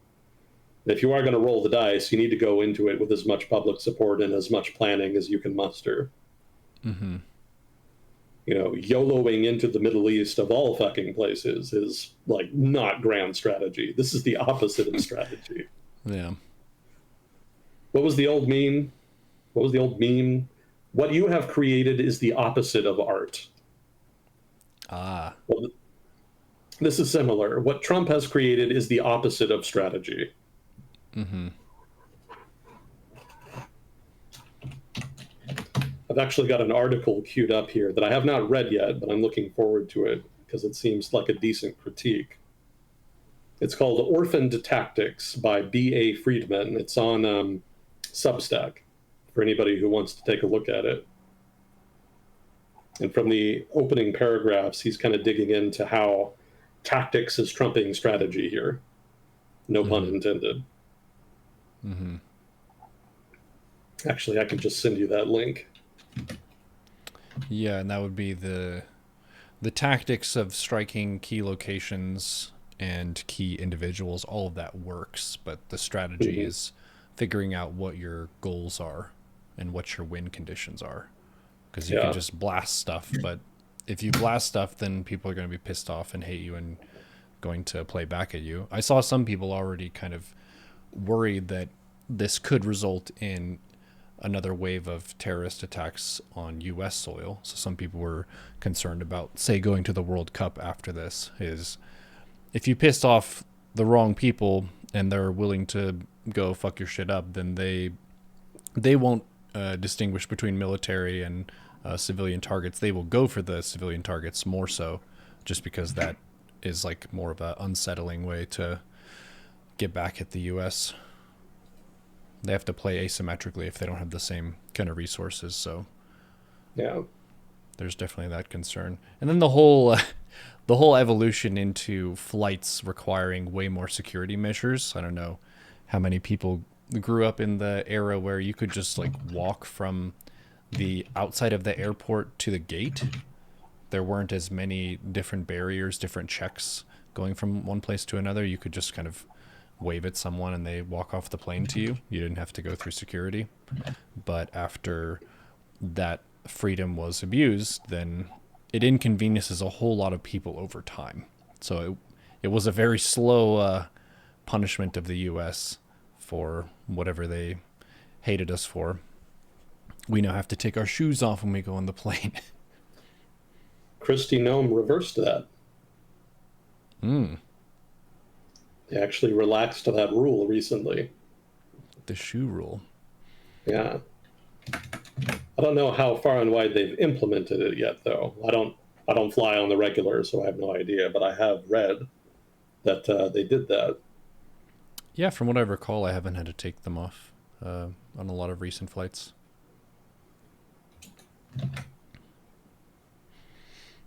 So whatever else you may hate Kristi Noem for, thank her for that. Well, she's done stuff, right? She may have been involved in something that's very selfish and greedy and embezzling and so on, and unfaithful to her partner. But she did give fiber internet to many people in rural South Dakota, so There you go. there are some local fans. I haven't talked with them after this drama. Actually, I'm kind of curious to like just go to some dinners with people and see what they have to say about it, because that's definitely a household name around here. So if she's getting into trouble in the government, there's going to be some talk of the town. I shall keep I you want a abreast of fuck this. plane now. You want a fuck plane? She's got me thinking about it. Yeah. Well, before we head off, because I don't really have much else, and I know we're going over, I had one correction. So Seattle's hockey team in the 1920s was not called the Seattle Millionaires. I was wrong. The Millionaires were the Vancouver Millionaires. I was mixing them up. But Seattle did have a team in the 20s, and they were called the Seattle Metropolitans. Ah. The Mets. There you go. Interesting. So lest I confuse people, I offer this correction. Awesome. And we did get the correction of it's pronounced cajole. To cajole someone. Yeah, it's a hard J. Huh. How funky. I'll have to look up the etymology of that. As always, Mid-17th century. Thank you, chat, for your corrections. It's always humbling and refreshing to have a misconception fixed. Appreciate that. Yeah, ditto. Always love the corrections. Always love the feedback. Well, very good. Thank you, chat, for your contributions. Thank you, Fuzzyco, for handling questions. Agent Smith, for your time. We will see you on the next episode of World Discussion with Agent Smith. Yep. Thanks again. Always a privilege. Talk to you next time. GG.